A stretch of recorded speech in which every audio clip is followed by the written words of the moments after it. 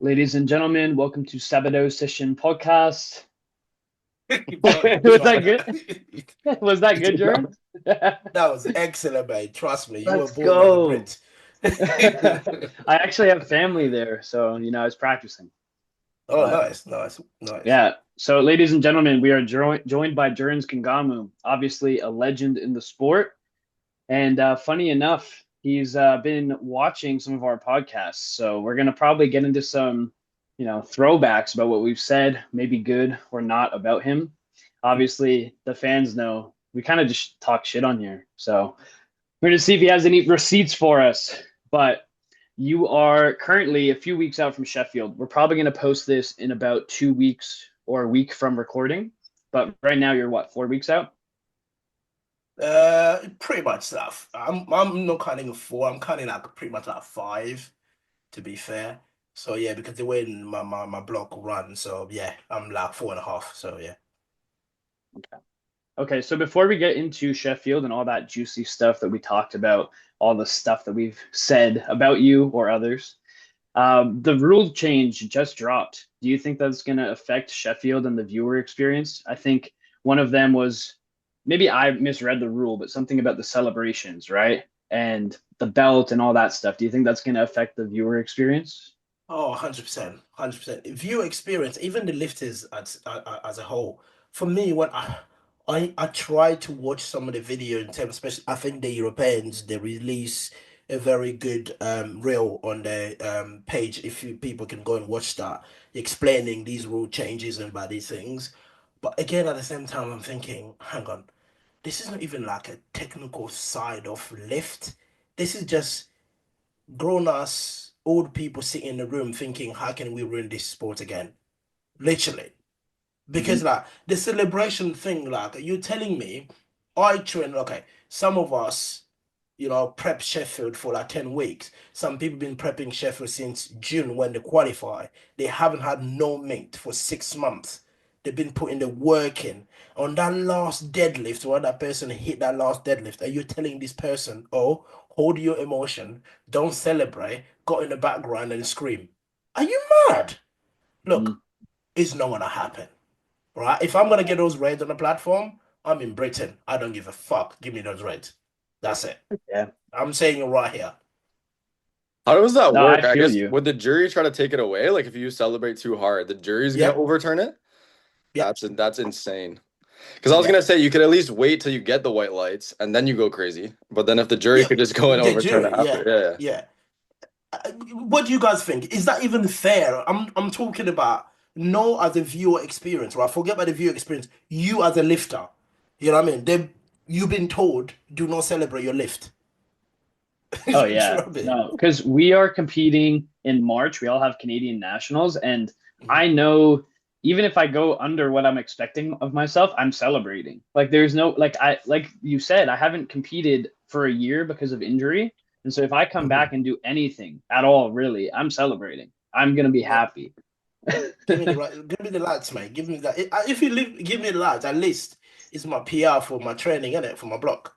It's fine. Mhm. So yeah. I wonder if they're really gonna do that though, like overturn. Yes, it's interesting, right? It's basically remain to be seen in terms of like what the decisions actually is going to be, because especially because realistically, the first big meet they will test it is Sheffield. Just imagine the first meet testing this is Sheffield. Oh my God! And even like some other rules they have seen, the celebration, the squats and grape, don't walk underneath the bar. And even like I think one of them they were saying if you drop your deadlift, don't step over the bar to walk Yeah. toward the rep, don't step there. And just imagine someone like me, right? I'm not saying it will happen like that. I load 385 and I hit it. And you telling me don't jump, don't I mean I'm gonna hug the center ref. Do you know what I mean? But the reality of the thing is like I read all of it. I know when the bench rule came on, I know the reason why they introduced the bench rule in the beginning, the elbow depth I'm talking about, right? But this one, every single one of them, I really don't see the point. I really don't. Even got to do the you can't wear a necklace or chain anymore. What's that got to do with lifting? You know what I mean? And some people wear these things, like for example, like they use the image they use for the Europeans, they use Jad and Seen that. Carlina, right? I was like, are these people insane? Jad wear that to literally remember Stanley on the platform. Is for Stanley. That's what he does. She does that. And Carlina got to do with where she's from. She's Tongan and all that. She's trying to represent the whole bloody nation through that. And you're telling her not to wear it. I, I have no idea. I have no word for these people. I have no words. Really, really and truly. The only thing I could think of for the necklace thing is imagine if like I feel like this has never happened or would be very unlikely to happen, but if it got caught on the bar and then the bar somehow like slid down and like choked the lifter out, I feel like that's probably what they're going for. It doesn't really make sense, but maybe it's a safety thing. I don't know.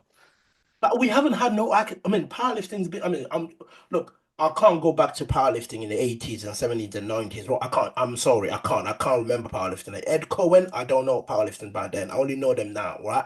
Yeah. Since powerlifting's been what powerlifting is for us, I could probably say from what 2016, I think, right? Since then until now, we have never had any accident or a report that someone, or even like a tiny little bit of safety when it comes to necklace or chain. Yeah. We haven't Yeah. had that. Do you know what I mean? So we have had safety on the other things that they're ignoring, like yeah, when you're actually, you're a jury and a big me, have actually fucking a monitor in front of you, right? To actually judge this shit properly. They can't fix things. Why can't they fix things? Why can't they release a rule saying, okay, every single big me, you need to have a replay monitor? They should put that in the rule book, but it's I not think there. I think that's actually a new one. I'm just reading this. The jury may utilize instant replay. I feel like they added that Yeah, as but a well this year. replay, they're only saying like, okay, like for instance, at the World Games, right? I know you guys gonna touch down on that. There were no monitors in the jury table. They had to look at the big screen for the replay. That's what they meant. Instant replay. Oh, Look at the big okay. screen. But I'm talking about what about actually the screen in front of you? Where Yeah. because sometimes what happened, Carl, is like they look at the big screen, by the time they're discussing, that replay is gone. They ain't got nothing That's all they anymore. get? They get that? Yeah, they ain't got nothing anymore. So they have to make a decision about do you remember how it was? You know Oh what my God. I mean? So yeah, I don't agree with these things, but we are lifters, isn't it? As they always say, we have to adapt. So we just have to adapt. Don't have a choice, is it? IPF is not our federation. We're just bloody pawns. So yeah. Mm, yeah. Well, the craziest part is like the chain one, you can just not wear the chain. Like, they're not going to let you go out with it. But once you're out Well, I there think and it you're just has celebrating, to be under your shirt, doesn't it? You can still wear it. Hmm. Isn't that okay. what it is? So you just got to tuck it in. Yeah. Hmm. But say that one's easy. Like you can do that. And I mean, you're 4 weeks out, 3 weeks out, whatever from Sheffield. If you bench or do that low bar, like you have a lot to change and that's hard. But the Oh yeah. craziest one is you can't celebrate. Not even just like we talked about, it could be anyone's meet, like a local meet, you want to celebrate all the work you put in. But imagine you won a bunch of money too. The whole stadium is cheering, like 3,000, 2,000 people, whatever. Like, how do you hold yourself back? And you're going to get penalized potentially for it. Yeah. Yeah. It's All you tough. need to do is just basically you have to try and contain the emotion and the excitement in it. You just gotta thank you. You I go. feel like the wording is funny. Like I feel like it could be not as bad as people think. Like for sure you should be able to cheer and like clap your hands or whatever, but it says like you can't, it has to be in a respectful manner that doesn't that conducted in not a way that would be harmful to the integrity of the sport. So I feel like they're trying to do stuff. Remember Gavin when he was like doing the like, "Arr," like whatever shit he does, like I feel like that's probably the stuff they're trying to crack down on. If they red lighted someone for just like jumping and yelling, being excited, that's insane. I don't think they'll do that. That's what I'm saying. But Like, let's yeah. wait and see for Sheffield because at Sheffield Yeah. again, as I'm saying, is as much as we all know these rules. Look, you mentioned it yourself. You haven't competed for a year. I know the rules are there. When you hit that last deadlift for whatever total you total, my friend, I don't think those IPF rule book will come in your mind thinking, let me No. not celebrate. Instinct, yeah. It's not gonna happen to anybody. It's just especially like people like us that have got families, right? If my son is front row at Sheffield, I hear deadlift, and you want me not to celebrate? Are you mad? Yeah, you're not allowed to go You to them. know what I mean? So yeah, I mean, they just as Carl said, probably we're misinterpreting these rules, but we'll just have to wait and see. Mhm. I Well, think at the least, only thing that makes sense is the like not being able to throw your belt. Yeah, yeah. yeah, that one, of course. Yeah, I mean, Like all I the mean, juniors that just launch their belt into orbit, that's fair game. You probably shouldn't be doing that, but yeah, yeah, the Yeah. yeah, celebrating, it's so subjective too. yeah, Yeah. yeah. The backflip one, I think, yeah, I'm all for it. We should stop backflip because I can't do it. So yeah. Yeah, I was thinking about booking lessons when I kept seeing everyone do it. I was like, wow, the aura points, you just you look so cool. Yeah. Could you So imagine if yeah, I could pull that off? Holy At shit, that man. would be at good. what, 160 kilos? 160 backflip? They can't give me a red light for that. No. Well, I mean, that would be a world record, isn't it? It's gotta Yeah, be. I think Trevor, so. did you Because see the one about the shoes? It's like there's a new rule that's like your shoes have to be properly laced up. Shoes and like laces and Velcro have to be fully fastened. I know it's yeah, fucking yeah. bullshit. They've been telling me that forever, but I think till now it wasn't Yeah. actually a rule. I think Yeah. they've actually put that rule there for the heavyweights. You know what I mean? I know, Trevor, for your weight class, that's why they put that It's there because hard, I most of know. most of the heavyweights they're big lads. Do you know what I mean? So sometimes like you don't okay. For instance, I've seen Ray women squatting with shoes not being undone properly. Do you know what I mean? So he does that. What are you gonna do? Red light him over the 490 kilo squat. Do you know what I mean? So yeah, I don't think I agree with it, but again, I think what is worrying me is the more powerlifting is getting the spotlight on that so-called mainstream, we're getting close to the mainstream, the more these stupid things is happening, and for me it's ruining the sport because as I said to you, look, because of these rules, whether we like it or not, even when Carl said like maybe we're just misinterpreting these rules, it will get stuck in your mind. You get on that platform, you're not going to perform to your best ability because you're thinking about it. Because like I don't know if you guys seen there's a story I just saw like a couple minutes ago on Instagram. This the French guy that's posted it in terms of like a different bench style, which one was gonna get red light or not. If you look at someone like Jesus, the way Jesus bench, if I read the rules, it means Jesus is not going to get a bench anymore because that's what they rule. Because as a big lad yourself, Trevor, that big weight, you can't just soft touch that way. There's no way Jesus will soft touch 280 kilo and press. It's not going to happen because they're such a big lad. That's what they intend to, you know, dip in first and push. But the way the rules read, he's not going to get bench press unless I'm wrong. I think you can sink, but Jesus does kind of do that technique where his body drops and throws, but Yeah. it's definitely not as noticeable on a big lifter than it is a lightweight lifter. So it'll be interesting to see how they do call that. Yeah. Yeah.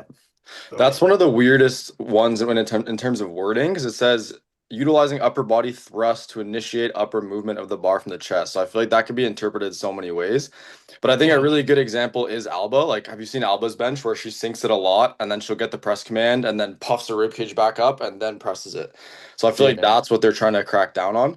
But it also seems stupid because it's like they just did the elbow depth thing. So like that's why people started to sink. And now it's like, okay, now you can't do this either. So it's like, So yeah. all the top class powerlifters now they will start going to CrossFit. Watch. Yeah. Yeah, with all the rules, it's like, why not? Too much going on, mate. Yeah, they shouldn't be So, doing anything that's going to take away from the enjoyment of the sport for the lifter. Because, like, also, like, majority of the people that are watching powerlifting are the lifters. So it's like, Yeah. it makes no sense. I thought of a funny one too. Like, can you imagine Jesus, or sorry, like Ray has a massive squat loaded up and he walks out with his shoes untied and they tell him to go back and then he's going to time out because he didn't have his shoes done up. It's like that's not going to benefit the sport, you know? There's some of the shoes as well we were talking about. Look, some of us that get help from these sponsors sometimes to get free shoes or whatever, we're fortunate, right? We appreciate that. Some the powerlifters, you go one shoe you started with, it worn up a little bit. Do you know what I mean? The Velcro is losing the grip a bit. So you put out, you wear it, you go on the platform, that bit of Velcro just gave up. What are you gonna say? Unrack. Gonna fix your shoe. You know what I mean? So, mate, there's a different way to interpret these rules, but at the end of the day, what I'm saying is, I don't think it's helping the sports that we like. This sport is a niche sport. It's not a mainstream sport. But all of these rules coming in, it's just killing it. Because, for instance, for me personally, for instance, when USAPL split with IPF, I was so sad about that.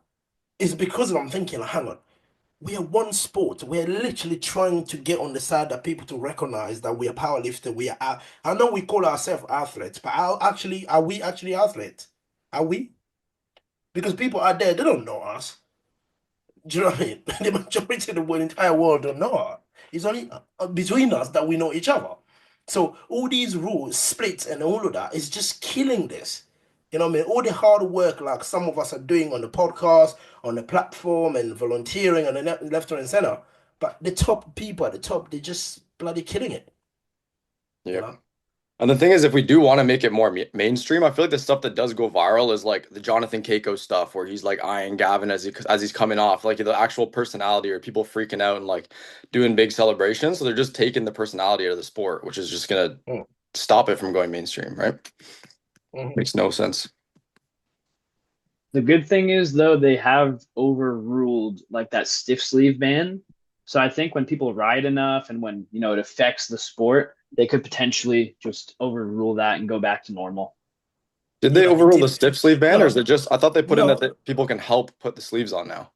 No, they didn't even overrule the stiff sleeve ban because the stiff sleeve, the reason they brought it back in because these company that they said, oh, we don't wear this anymore. These content companies still had contract with them until next year, August. Hmm.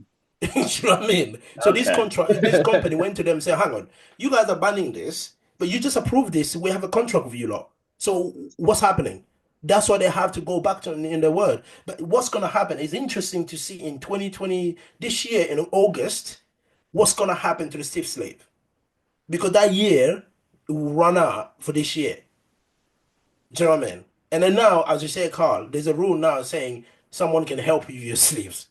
So would they actually ban the stiff sleeve when they're saying someone can help me with sleeves? I normally me I wear XS, you know what I mean? So I might just get two XS, you know what I mean, and get my entire gym to just help me at Sheffield at the back at the back. You know? Yeah. Yeah, I don't know. I have a feeling the stiff sleeves are still going to be banned after their contracts run out. But Oh then, yeah. like, what's the point of the new rule of helping put sleeves on? Like, I don't feel like that was something that needed to be addressed. I don't know. That's I was just like that's the only thing that was keeping us a little bit sane, right? You Yeah. just imagine someone helping with your sleeve to put them on. I get someone helping to take them off. Because I've asked for that help before. But someone helping to put them on, mate, come on, man. Do you really need people around you at that moment when you're sweating? Do you know what I mean? Anyway. Is that even going to help you if you think you had your team like help you squeeze into two XS knee sleeves? Do you think that would help you, or would you just be like limping off the platform? No, the funny thing was I don't.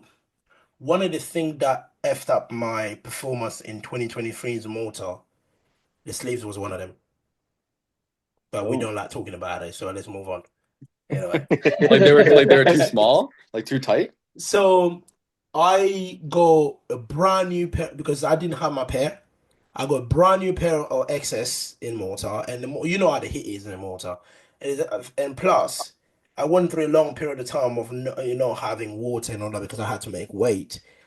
That place was boiling. There was no air conditioning. It was not there. So by the time I literally warm up, we're in finish, I wore my top. My top was drenched even before I started warm ups. At that moment, we knew that, oh, yeah, I'm cooked. So, yeah. And I left my pair of sleeves at home. So, I think that if you see probably, if you look at my performance after that 2023 motor until now, you just see the difference. You know what I mean? I don't need to tell you about it. You just say it because he told me like as a lifter and as a person, I've learned my body as well in terms of like midday, what I need on a midday. When people see me putting my that white towel that's become almost like a endurance thing, but it's not because I made the endurance thing, but actually that towel helps me cool me down. I literally dip that towel in a literally like what I normally have a bag of ice, dip that towel in that bag of ice while I'm warming up squat. By the time I finish, I put it in my head. It does literally drop my temperature because if I don't use pre-workout. I only use pre-workout 2 weeks before the meet to get used to it. And then sometime when I make a mistake, I take a scoop and a half before squat. I'm cooked. I have to get a half a scoop. I can't do more than that. So because I don't drink coffee, I don't drink tea. So I mean like my body does not take caffeine. So when I go like, when people see everyone like downing pre-workout, I'm thinking like in Malta, that's what I did. When everyone was like, shaking, I was like, let me get 2 scoop because I'm too tired. That's the mistake I made. Right. So someone that doesn't take caffeine, then suddenly I took 300 milligram and I was like, oh my God, I'm dying. Oh God. So yeah, so that's why. I've had that happen before as well, where like you take a bunch of caffeine and then I was recomping at the same time, and then I started to like overheat. So if I Mhm. had like the towel, it would have helped. But I Yeah. remember I was like taking breaths in for brace on warm up, and I was like, it just felt like hot air, felt like I couldn't brace. I was like, oh, it's Yeah. over. And same thing, I felt cooked. Like I did my second, and I was like, we're not going out for the third. Oh, me, It's I just knew that yeah. already. As soon when you put those stiff sleeves in, you look at your legs, they're sweating. You think, yeah, I'm done now. You know them was like I always say like for 2023 for me is like the meet was over after my first squat. Mm. And in my head, I prepared myself already. I'm thinking, like, okay, I'm done here. I just have to make sure I don't bum out because that would be embarrassing. Let me get one bench and one deadlift. So I accept that. So even when the meet finished, everyone was asking, was like, with that performance, are you still looking happy? You're laughing and you're cheer. I was like, yeah, because I accepted my fate after my opener. That was like 2 hours ago. Yeah, you already grieved. Yeah, that was like 2 hours ago. You guys here are grieving on my last deadlift. For me, I knew that was gonna happen. You know what I mean? So yeah, Man. So going into Sheffield, you're looking really good, man. Squats are looking crazy. Bench 200 keys. The pull has yeah, been unreal for yeah, like the past year. yeah, The pull's been yeah, unreal. How you yeah. feeling? So I feel great. I feel really good. I think, again, as I said, every single prep you do, every single block you learn. Last year leading to Sheffield, we made a lot of mistakes along the way, mistakes in terms of like the strength. So the strength level last year was here. Compared to this year, I was stronger last year leading to Sheffield, right? But that strength, we did not actually knew how to utilize the strength during the prep. But this year, the strength level is not as high as last year, but this year is almost like we know how to get everything I need in every single session. So I become more like efficient with the lift this year. Last year was more about load, load, load, load. But this year is not about look, the strength. We don't need to focus. We know look, the reality is we know I'm strong, right? We know I can do anything I put on the bar. I just need to be able to get that done by prepping with recovery and all of that. So this year, that's literally we've done. We said, look, let's focus on your recovery. The lift will come. We haven't even funny thing apart from bench. That bench I did that single 200. All the main compound is been doubles and triples, and the deadlift, which is fun enough. I have not done a normal deadlift since I think since before silent worker. All my deadlifts have been ascending set, all of them. Oh wow. And I'm talking about even when I posed the 352.5 pose, it was an ascending set. It was literally I went like 310, 332, and then 352. All of them have been ascending. So we have no really. I know I'm gonna get my picking block tomorrow. That because he said tomorrow that's what we're gonna start. Playing with those top top end on the deadlift. but we haven't really had the singles and the deadlift. We don't know where the deadlift is. That's the funny thing. We don't know where the deadlift is. We don't know where the squat is. But we've done things in this prep that we've never done before. Like for instance, me tripling 310 on the squat just the week before I almost died with 302 in my own garage. Oh, that was a crazy video. You know what I mean? So yeah, things like that. And then of course we've switched things around as well in terms of like when I squat big, when I deadlift big, when I bench big. Because again, if you go back to last year, my day four used to be everything. Bench big, squat big, deadlift big. But we realized the deadlift starting to suffer from that because just imagine you do 3 days of a lot of volume and compound, and then the fourth day you're benching big, you're deadlifting big, you're squatting big. So we said, look, let's split it. So we have split where the first day, day one, that's when I bench big. I squat a lot of volume. I'm talking about like, for instance, when I did the 200 for a single, I think that day my squat was, I think, 265 for sevens or something like that. Do you know what I mean? But we bench big. But to me, in my head, right, as much as there's a lot of volume on that type of squat, but in my head, I'm still thinking that squat is not heavy enough. So I would be able to bench, even though that many reps, Mm. right? On the deadlift, the same thing as well. We do a lot of, that's what we're doing this ascending set. We start with like two set of five. Like I think last week or the week before, we started with two set of five with 295, and then I went 310 for a triple, and I went 332.5 for a double, you know. And I'm not gonna lie, that last 332, you watch it on the video, it was like, yeah, he moves alright though. He moves alright. It looks alright. Mate, it's those type of way where like if someone spit on the plate, I won't be able to log it. Literally, literally, it's mad. But yeah, strength is been okay. Body's feeling better. The recovery has been amazing. Body weight, Kendrick has managed to get me to become a proper 83 now. So yeah, watch out next year, watch out this year because this year is the only. I think it's the first year where I'm gonna be a full 83 this year. Man. So yeah. What are you talking about in terms of cutting? Like what have you gotten up to and what do you cut from?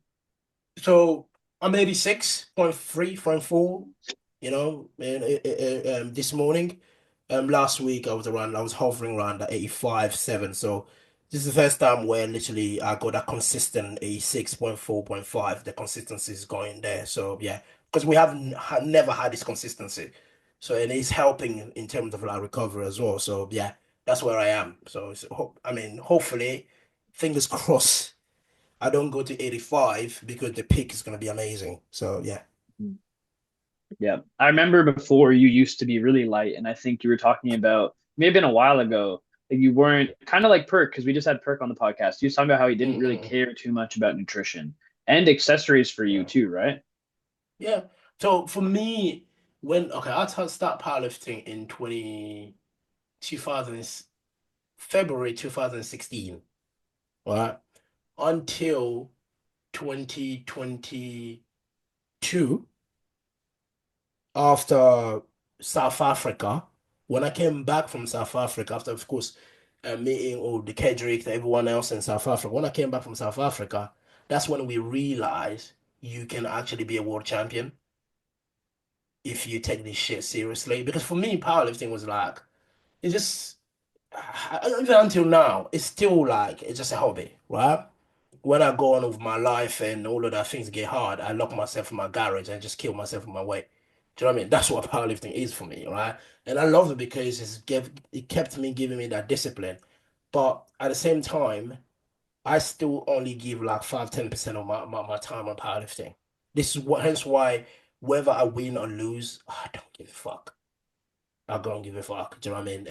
I win. Sometimes the emotion to the platform is because something happened prior to that. But anyway, we all know how it feels when you're going through shit in life. But in terms of like taking it serious, is that when I came back from South Africa, then we sat down and think, hang on, you flew to South Africa 17 hours before you left the world, and you came second, right? Just imagine if you flew to South Africa 2 days or 3 days before you lift. And also you had a very good nutrition and food intake in you because I flew to South Africa literally like I didn't care. I was eating anything. You know what I mean? I rented a car. Like I was driving to um Sun City. Literally, I saw McDonald's stopped. I was like, let me get a burger. While I'm lifting 17 hours before, I go to South Africa. The head coach said to me, "What the fuck are you doing here? Did you just come in now?" I was like, "Yeah." I was like, "Do you know that you're lifting in 17 hours?" I was like, "Oh shit. Okay. What are you doing now?" I was like, "I need to eat." I went to the bar. I had a beer. Do you know what I mean? So basically, to say I didn't really intend to get to where I am now if it wasn't that South Africa trip, right? And then when I came home, even my missus said, "Look, I think if you take this serious, you can win world. Do you want to win world?" I was like, "It would be nice if I win world, you know what I mean? Because I've been on the road for a very long time. It'd be embarrassing if I'd retire and I don't even win one." Because I came second, I was like, "Oh, it's so great to be second. Just imagine being first." You know what I mean?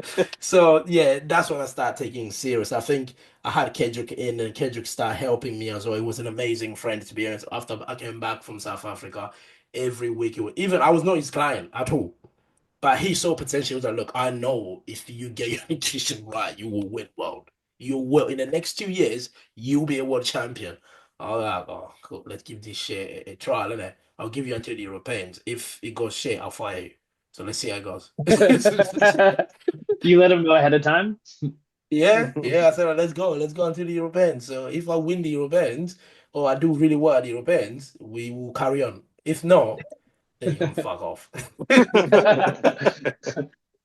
Oh Yeah. my. Yeah, I won the I European, didn't by the way. That year, I did win the European in Poland. I was the first European to total 800. And then he called me and was like, "As the first European to total 800, how does it feel?" I was like, "It feels good, mate. So let's carry on." let's carry on. Yeah. I didn't realize that back then it was kind of not that important to you. Like you enjoyed it, you trained obviously, but Yeah. The thing is that to say not important is a strong word because I still leave my family behind, go and compete. But I was not in it like I am now, where, as I said, like the reason I said I'm giving 5-10% into powerlifting because the extra 10% I have got someone do. I'm paying for programming. I'm paying for a nutritionist. I'm paying for a physiotherapist, and I'm paying for a sports psychiatrist. Do you know what I mean? So I'm paying for, of course, the rest is just like random. So I'm paying for all these things to make me better. That's what me. I told them, look, I can only give 5 to 10% of my time for this. So you guys, I'm gonna pay you whatever you want, you compensate the other extra percentages that I can't do. So they're doing it. Do you know what I mean? So that's where I'm saying like I took it serious because I'm pouring money into it after 2022. So yeah. yeah, okay. That's when you invested more financially. Yeah. Yeah. Let's take it back to like 2018 because Mhm. that I believe was also a big time for you, right? That was when you had went to Worlds for the first time. Was it the 2018? Yeah, in Canada Calgary. actually. Yeah. Yeah. Calgary. I Yeah. was in Calgary. Wow. Calgary. Yeah. Even though nowadays people don't remember me, I've been around. People just talk about, yeah, Russ has been a veteran around. I was like, you fucking idiot. Don't you know that when Russ turned up in Canada, I was there. And me and Russ have been the only one in that 83 kilo class that survived that Canada World Championship until today. But people don't know that, isn't it? Short memories. But anyway, so Calgary to me, it was really an experience one because I think I went to Calgary. It was the worst championship I've ever been. You know what I mean? In terms of like, no, don't get me wrong, not the country, not the organizers, the experience as a lifter from my own team, right? That was the Yeah. worst. Because the reason I'm saying that is that, like, again, me, I don't beat around bushes, by the way, guys. What you see is what you get, right? If anyone has a problem with it, can come and talk to me about it, right? So I went to Canada in 83. We had Owen and me. There were Gibbs, and of course, there was Russ. Gibbs and Owen, we knew they will be going back and forth on the bench press world record, and Owen will be fighting for podium. I think me, because I was in the background, it was almost like I was forgetting. And sometimes I have to look at the monitor myself. I said, I think I'm next. Oh. You know what I mean? So I will sit here. I would say to a lot of the whole entire team and everybody, I said, look, one of the things I'm fighting, I've been fighting in Britain for over the years, is because I don't want anybody to ever feel like that again in an international meet, no matter where they are, no matter the junior or they are masters or whatever. This is why I have got such a big voice in Britain. People know you can't fuck up with me because what you see is what you get, as I said, guys. You know what I mean? So because I had experience, I said there's no way we're ever gonna feel like this, and there's no way we'll let anybody feel like this again. Right? Because at the end of the day, we all put time and money into this, especially back then where you had to pay everything yourself, right? So I understand these things. So again, for me, the bad experience came down to that. But at the same time as well, it was that experience helped me to stick around. You know what I mean? If I was just for the sake of it, I would have just been gone. I was like, who gives a shit? You know what I mean? I got a very amazing career. Why would I even be lifting weight for what? You know, or be in a gym where everyone smells like sweat. What's the point? Do you know what I mean? Don't want to be doing that. But I think that has helped me, prepared me to be who I am and where I am today. You know, and seeing Gibbs, Owen, and Russ on that platform, I was like, I was not born to be staring speed men's ass on the podium. I was not born for that. I was not born for that. I was born to stand up there, me giving the twerk. No me fucking staring people's ass. I was not born for that. And then I literally that me, I think there's a picture of me, my missus took. I even had to print out that picture. I said, I will never ever want to feel like that again in my life. Never. You know. Hence why like even in Malta, like Malta was a bad meet for me, but I did not feel like that. Do you know what I mean? In Malta, I was actually happy being around because, you know, as I said to you guys, I accepted my fate. Do you know what I mean? For my sport. So I was happy. But there, nah, mate, nah. It was not a good one in terms of as a lifter, but in terms of like the experience and everything I had is what actually fueled who I am today. So yeah. Wow. Yeah, that was actually one of my favorite edits. I think I've seen maybe last Sheffield or something like that with you standing in the back and then Russ Mhm. and Owen and Brett on the Yeah, podium. That's one of yeah, my favorite edits of all of powerlifting, really, because yeah. from there, 2018 until, well, I mean, 2026, now you're at Sheffield and winning world Mhm. championships. I think it's probably one of the most inspiring stories. Thank you. Thank you. It's not about legacies, man. Like, some people are because there's a different reason why we do this sport, right? Some people are here, oh, I don't care about being a world champion, right? Some people are, I just want to get strong. But my question is this, right? I'm gonna ask this to you guys. You can get as strong as you can get in your life, but if you're stepping on that platform to influence other people, because when we get on that platform, our motive is not to influence people at all. People just get influenced and people get motivated for what we do, you know, and how we do it. We don't ask people to look or copy, right? So when people say to me, I just want to get as strong as possible, I was like, yeah, but the whole point is to get on that platform with you want to showcase your strength by winning. So if you're telling me you don't care about being a world champion, then don't wear your national singlet, turn up to a national or a world championship. Just lift in their own garage. Do you know what I mean? Listen in their own local gym. That's you can get as strong as possible. If you are wearing that Canadian singlet or that Canadian flag, stepping on those platforms is not for you, mate. That's for your nation. That's for everybody that believes in you. Right? But if you're going there telling me, I don't want to win, I just want to have fun. Mate, what are you wearing that flag for? Why are you flying that Canadian flag for? Just be at home, bro. You know what I Mhm. mean? That's my whole point. I said, like, for me, it's like every time I wear the Union Jack, it's not just about me, it's about that federation and everybody else that believed on that flag and myself. Do you know what I mean? So the legacy is what I always thrive. I said to myself, I want to create a legacy. When I know one thing that I always bang about when I tell people I'm a Hall of Famer, people go, "Oh my God, can you stop this? You're just a Hall of Famer in Britain." I was like, "Yeah." But when I started this, I didn't know the Hall of Fame in the IPF existed. I didn't know the Hall of Fame in the Europeans existed. All the Hall of Fame, all the only Hall of Fame I knew was the British Hall of Fame. And I said, I want to be in the British Hall of Fame one day. And I'm on it. So why can't I celebrate it? I don't care what you guys think. You know what I mean? I set out to be a British Hall of Famer, and I've done that. You know what I mean? And when I die tomorrow, when one day a powerlifter will meet my son, that name is like, mom, so will be like, I remember that name. You know what I mean? That's it. That's what it's all about. Mhm. Yeah. Yep. We need to get into the Canadian Hall of Fame, boys. Get in there, boys. Get in there, boys. Get in there. Get in there. Don't let people like Bryce get there himself, and of course Brittany. Come on, boys. Come on, you can get in that queue. Man. Where's Mendes? Is he still alive? Or he's done a Chance Mitchell? Is he still around? He's Chance Mitchell. alive, actually. He's dead. He's done.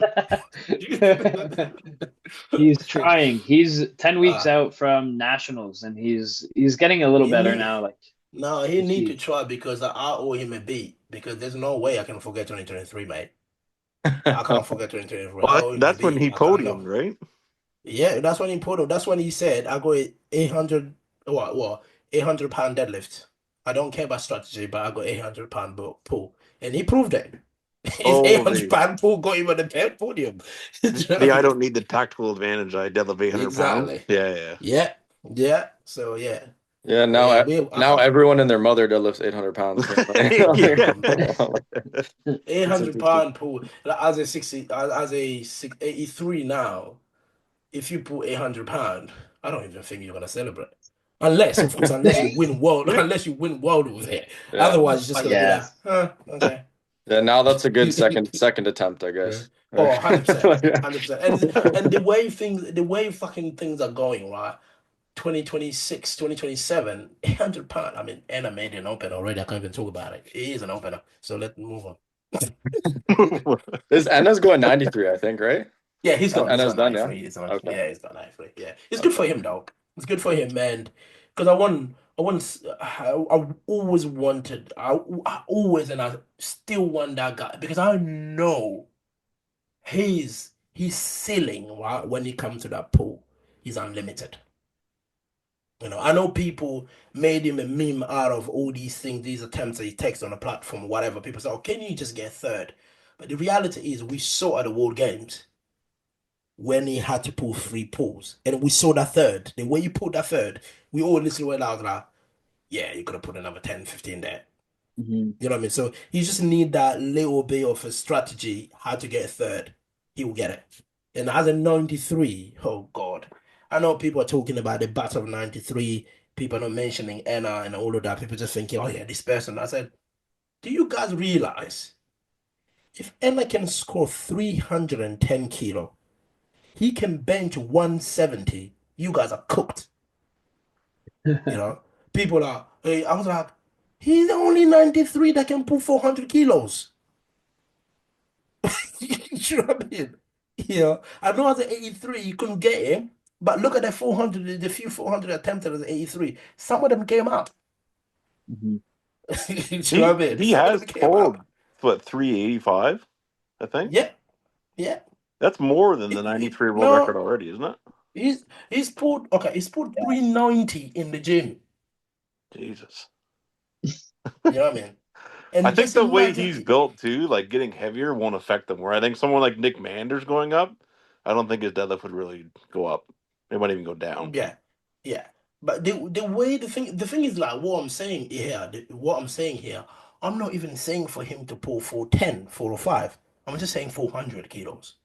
Mhm. Do you know what I mean? If he pull because if he pull 400 kilos and he can score 310, that give him 710, right?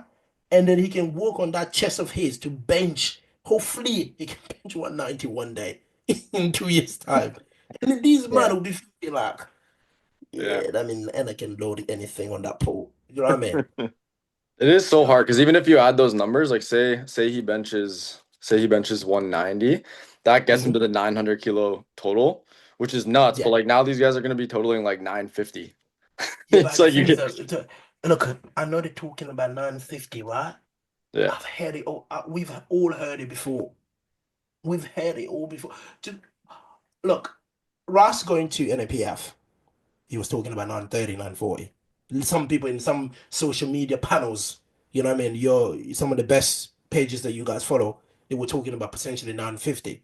I always said to people, before you talk your shit that someone will be talking 950, do you think when that person scored 3-6, because for me, for Sheffield, I'm putting Ross to score 365, right? If he scored 365, do you think Russ is gonna make the jump on that deadlift he made at NAPF? He's gonna do that Sheffield. You Yeah, know, no, it's let's gonna be be let's be realistic. Do you know what I mean? Because I'm not saying he won't be able to total the world record at 93. He will hit that world record. He will. But all these 950 people talking about, give me the numbers.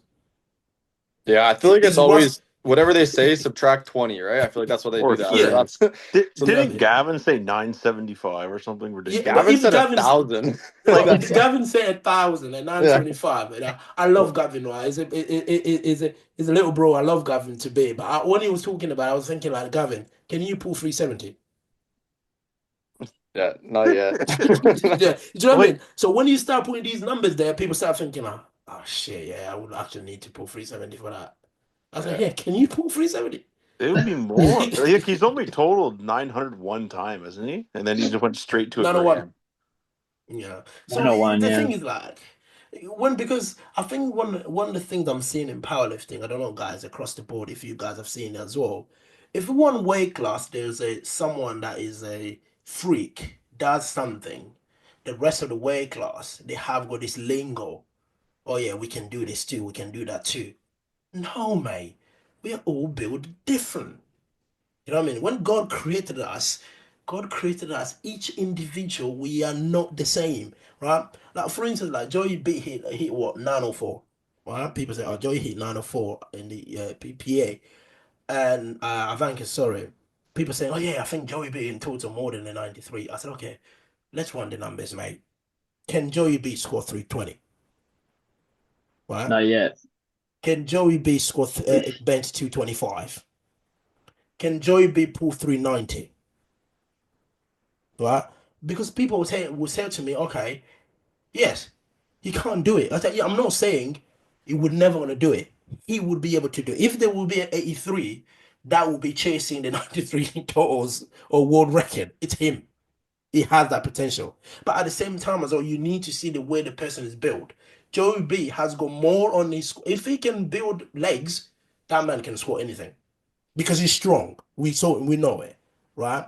But the way he's built, I don't see him scoring 320, 330 this year. It's not happening. Do you know what I mean? Because at the same time as well, you need to think about it. He pulled his big pull in America by jumping the second, the third.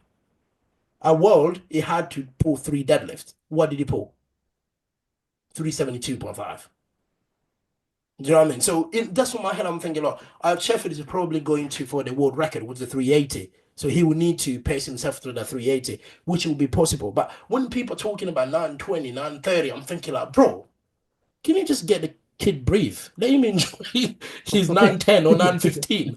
Do you know what I mean? Yeah, But anyway, that's where I am. It's just, which is fine. I know it's a sport. We need to talk big, everyone. But some people are just like full of crap, man, when they're talking. You're just thinking, bro, come on, shut up.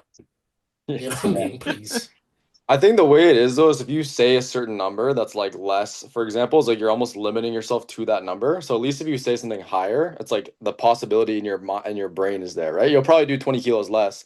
For example, if like if you said like, okay, at Sheffield, the max I could hit is 890, like that would be dumb, right? Because you're limiting yourself.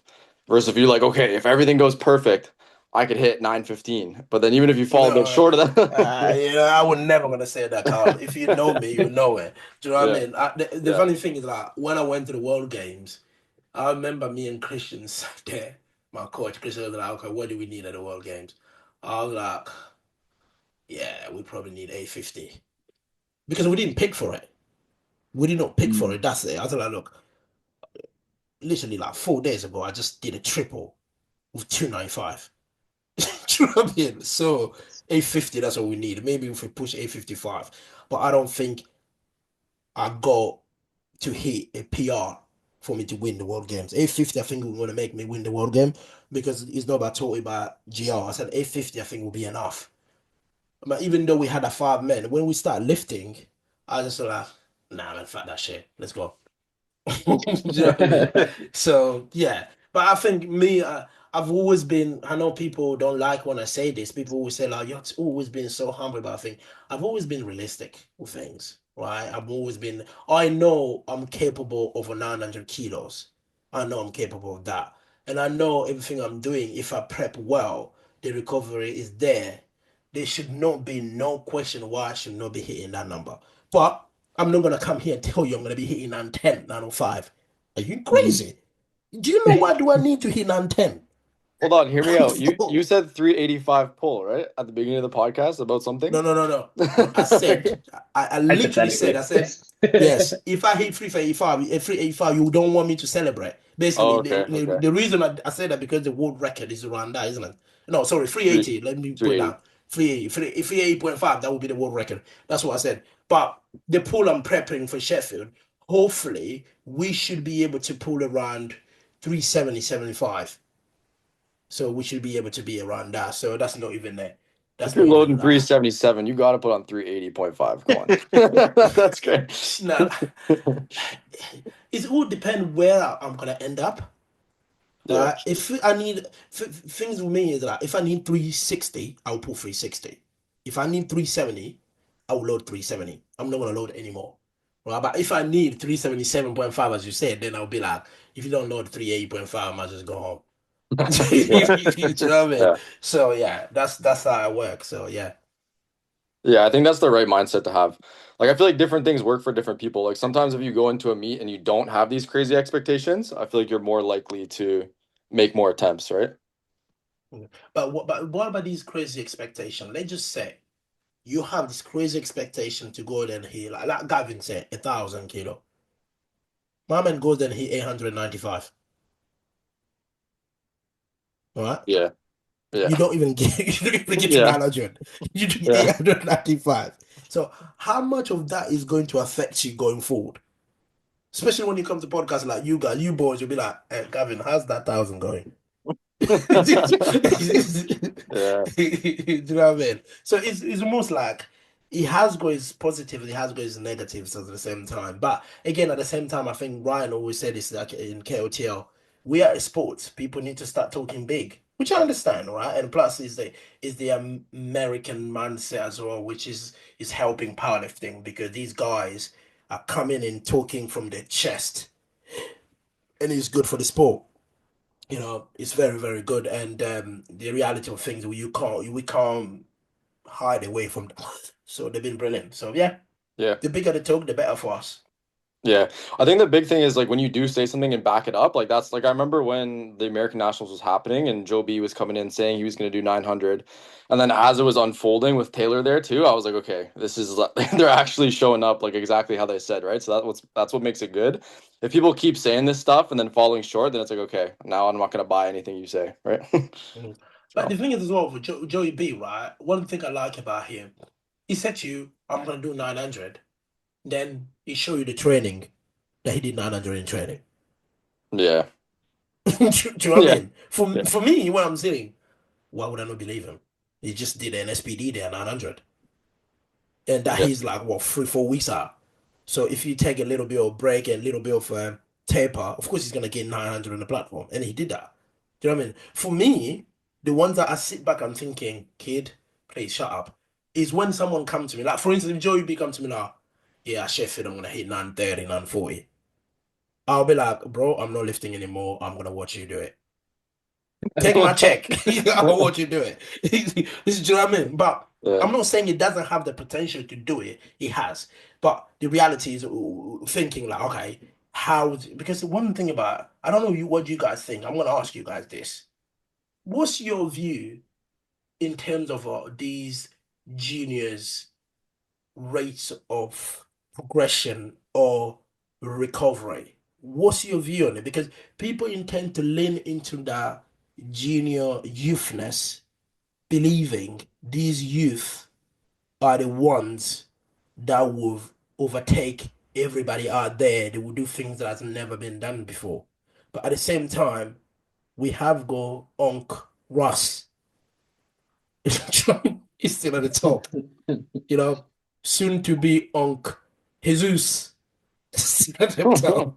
Do you know what I mean? So and we have go Emil, and Onk Gustav still at the top. So to me in my head, so I'm thinking, so when people back these juniors and everybody else in terms of like a rate of progression, but why people forgetting that existing people can progress as well? I just want to get your view, guys, on that one. I feel like I have mixed feelings about it because I think typically what I would have said is like I don't care what someone's age is they have to show me. Like they have to put up the total that actually shows that they're capable of doing it. Like if someone does X total at this age, I'm not gonna be like, oh, this guarantees that 5 years from now they're gonna be a world champion. Like I don't see that at all. But I think the new wave of juniors, they're already doing stuff that's like competitive or more than the open in some cases, right? So those guys, I'm like, okay, that's dangerous because they're like you said, their rate of progression is still really high. But it doesn't mean that the older guys can't progress as fast. But I just think some of the things that these guys are doing is crazy right now. But I Well, think they have to make it through that part of life of going to school, moving out, and all that shit, and see how many of them actually come out the other side too, though. Because there are a lot of them just junior burnouts just disappear, right? yep, that's true. And a lot of them yeah. always say, I have people telling me, yeah, but adult life is not as hard. I just feel like, okay. What can you say about something like that when someone said something like that to you? Do you know what I mean? You're like, okay, fine. I said, you talking about adult life is not as hard. Okay, fine. You just imagine when your mortgage is due, you look at your bank account, your salary hasn't come in yet. Your work call you saying, "Oh, by the way, we made a mistake. We're gonna call you next week, but your mortgage is in the middle of the week." Right? That's adult life. Or, you're about to go and train, your kid coughs saying, "Oh, you need to go to ER." That's adult life. Mm. Do you know what I mean? Or you're training your garage, your missus is coming in with that. Are you done yet? When are you gonna finish? Why are you not training you on your phone? Come on, you're supposed to be squatting because there's a movie we need to watch. That's adult life, kid. Mm. Oh gosh. Well, Yeah. I think for the Unks as well, right? Like they didn't have access to these top coaches from the beginning, or like Mhm. even the commitment to the sport. Like you were just talking about in 2018, all the way till 22, you trained, but you didn't do all of these external things like track your food and your sleep and be on top of that. And then balancing that with adult life too is hard. But I guess it just shows that like they're gonna have a quick ascent because they have all these things from the beginning. But does that mean that they're just gonna, total 1,000 at 93 in 2 years? Like probably not. No. Mhm. I think the mindset I have, right, and I've had this mindset all my life. I believe any progress someone can make, we can do the same. I really don't care about age. When people go, oh yeah, age is difficult, and I know I talk about it, low, I'm old, but mate, I sometimes train 4 days in a row. I score 3 times in a row. Do you know what I mean? I deadlift 3 times in a row. And then after that I go cycling. So for me, age is something that, mate, I can recover as an 18-year-old. I can do that. I'm sorry, I can do that. This literally, I know biologically or scientifically, people say no, that's impossible. But how can you tell me it's impossible? That's what I've been doing for fucking 5, 10 years. Do you know what I mean? I mean, I'm sure I'm glad you guys don't have Christian. If you had Christian here, my coach, you ask Christian the question, say like, how do you train this guy? Christian tell you like, when he said in the other podcast we went, I was even surprised him saying that he was like, coaching this guy is so difficult. Is because every time I'm writing a block, I'm thinking about his externals, his lifestyle, and everything. But he tells me, "Fuck my external, fuck everything. Do what you need to do for me to progress." Do you know what I mean? His dad was literally asking me every heavy session, would be like, how's the body feeling? I was like, why do you always ask me this? I'm fine. Do you know what I mean? I said, are you sure tomorrow you're gonna be able to squat this? I was like, yeah. Sometimes it goes, okay. Like when he did the 302, the one I almost died in my garage with. It was a literally double, right? When I did that, he said to me, "Can you just stop? We'll take a single for that." I was like, no, no, no, no. The program says a double. I'll take 5 minutes. I'll come back. And I took 5 minutes. I went back and I did the double. Simple. Damn. You know what I mean? Simple as that. I'm not saying for people out there to start doing that because you might hurt yourself. I'm just different. But all I'm saying is I think we can all do it. We might not do it at the same probably rate in terms of like you might add then your next meet, you might add 20 kilo, I might add five. But when you look at year to year, we probably just added the exact same amount of weight on our total. Do you know what I mean? So we can all do it. Yeah, I feel like it's not an age thing for sure. I think it's more of a work capacity thing. Like if you ask Christian, like you doing all these crazy ascending sets, you doing all this stuff, like you've just built up this crazy like workhorse capacity that you can recover from that stuff, right?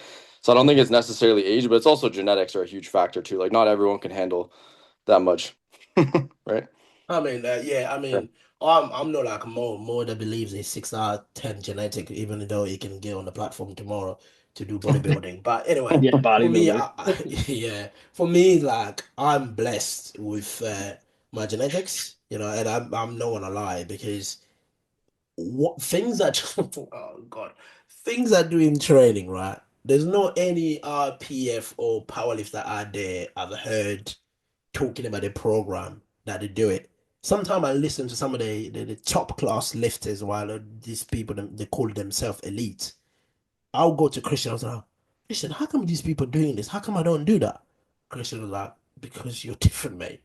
I was like, yeah, but because I hear people say, oh, I only squat twice a week, right? Oh, I only do two back downs. I'm thinking, yeah, but Christian, when I squat, that day when I took my primary squat, right? I do like, for instance, my primary score on the 300 for triple. I did 310 for triple.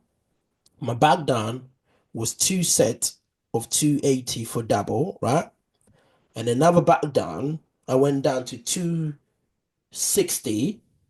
I think three sets for triple, right? That's just on one day.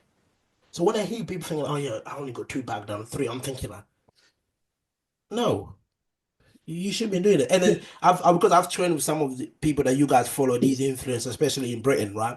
I've trained with these influencers in Britain. Some of them, they do top set, that's it. And I'm there in the gym thinking, what was that? Oh yeah, I only have top set today. I was like, yeah, but why did you travel this far to come and do that? You must have just done it in a local gym. You see what I mean?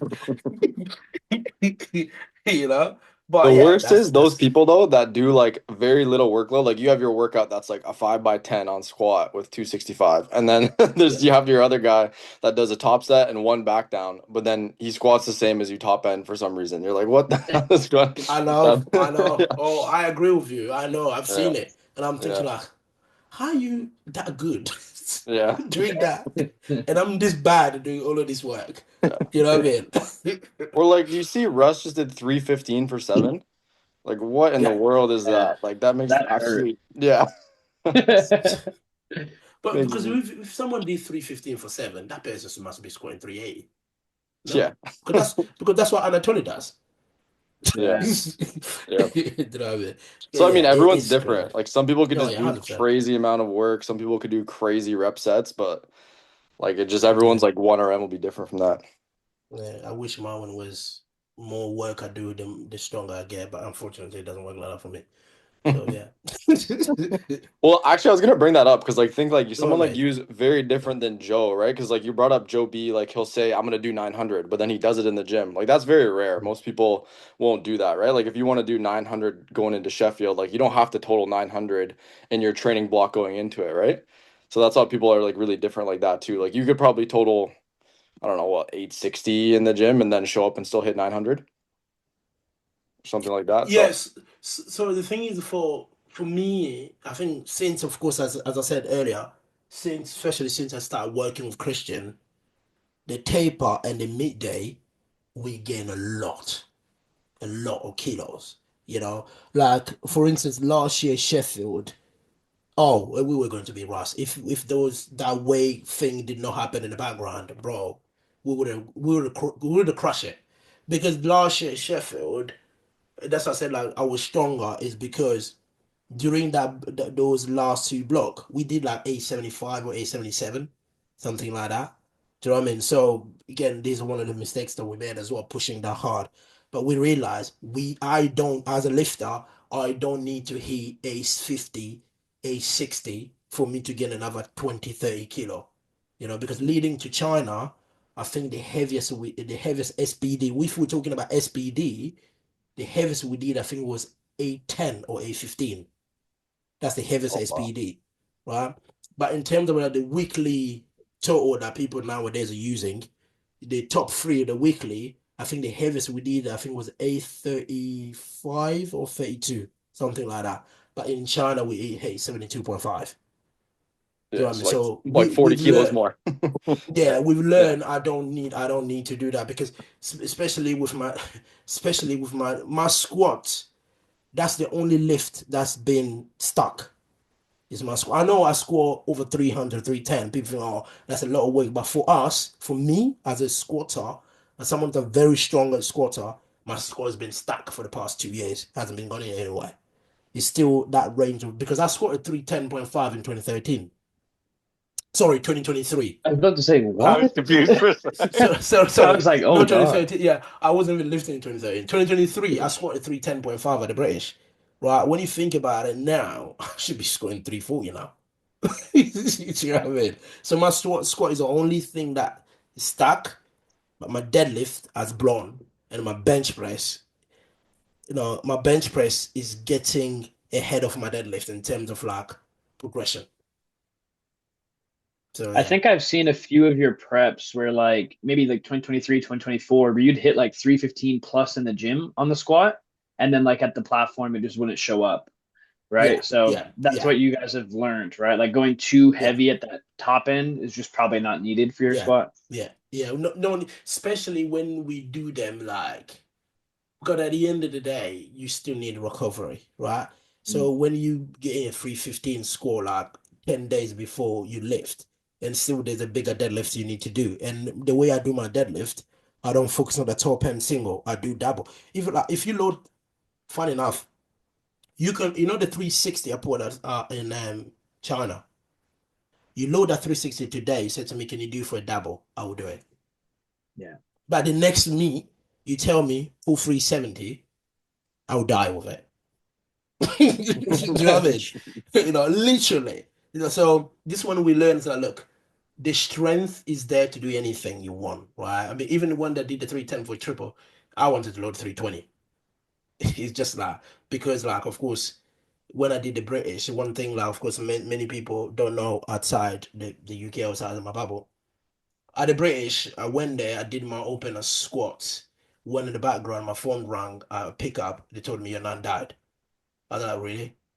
This is the right time you're telling me my nan died while I'm just lifting at the British. So I held there, I didn't tell anybody. So this is why, hence why my opener bench, I missed command because my head was literally like fucked. Do you know what I mean? So yeah, because like the day I did the triple for 310, the next day I was literally burying my nan. So I thought like, look up because Christian said to me like, the funeral is tomorrow, right? Can you just not go and do this squat? Just forget about it. We'll do it next week. I was like, no, no, no, no. The program said need to do it today. I'm going to do it. Do you know what I mean? But if it was not all of that externals, I would have loaded 320. I would have loaded 320. I would have. So I think for me, I've learned I don't need to push and push and push and push to get the results. So yeah, we're still learning though. We're still learning. I've only been doing it for 10 years. Perks has been doing it for what, 13, 14? Yeah. And so, do you know what I mean? And Joey B has been doing it like what, for 8, 9 years. So, do you know what I mean? So, I'm not that old in powerlifting. Mhm. Yeah, I feel like Yeah, that's people what matters be more is the training age than the actual age. You know what I mean? Like how long have you actually had all your ducks in a row, been doing the thing? Like so, yeah. Yeah, yeah. Yep. Only 10 years. No, no. Only 10 years. Yep. that squat world record. I think you have it, man. I think you can. So the thing is, this, I want to show my top end that because since 2024 Lithuania until now, I have not shown my top end deadlift. Every deadlift I've pulled on that third is always been the plan B that we have. Right? It's never been the plan A. In Lithuania, when I loaded the 350 for Russ, the top end was 360. We said if you need 360, we're putting 360. But fun enough, like I've said this in a few podcasts, the heaviest pull I put in that prep was 337. You know, 337. But the RP with that 337, I'm telling you guys, I'm not gonna lie. If I find the video, I'll show you. He was like a RP 6 or 5. If you told me to beat that 337 for triple, I would have done it. And Christian said to me straight, when he looked at it, he said, like, you got 360 in here. So we're good for Lithuania. If we need it, we're loading. This is when they loaded the 350, I'm thinking like, I wanted 360. You guys are loading 350. Come on. Do you know what I mean? So I haven't really shown that top end deadlift. So I just want to be able to showcase that at Sheffield. This is why I'm not chasing that big, big, big monstrous squat. But I will probably get around just about maybe around 8 to 10 kilo of that. Yeah. So yeah. Yeah. Yeah, when you That did for me, oh, you go ahead. yeah, that for me, that's what I need. Do you know what I mean? As I said, I'm not going to load something that will fuck up the day or I don't need. Yeah. Do you know what I mean? I'll load something I know I'm gonna hit and I have a deadlift. So yeah. Yeah, I think the squat is crazy. All lifts are crazy. When you pause doubled 300 on squat, I was like, oh, Mhm. that's madness. Like complete pause, double Yeah. with 300 kilos is crazy. Yeah. That's why I took 305 opener at the British. Because I thought come on, if you're posing 300 for two, if you can't open with 305 for a single, come on, then you're doing things Yeah. wrong, is it? Because when I turned up to sign off work, I remember I opened with 270. Everyone was like, "Yeah, I think, man, he must be injured. He must be injured. This is not right." And then I went 290, and I remember Ryan on the live stream. If my missus was watching at home, Ryan was like, "Yeah, the way that 290 move, we think he has got 300. 300 might be there." And my missus messaged me was like, "Why is this guy saying we think you have 300? You just doubled 300 yesterday before you left. So why is he saying?" I was like, I said, "Babe, do not listen to the live stream when I'm lifting. Just look at the weight on the bar, right? Just don't." So yeah. So yeah, it should be all right. We're in a good place, so it should be good.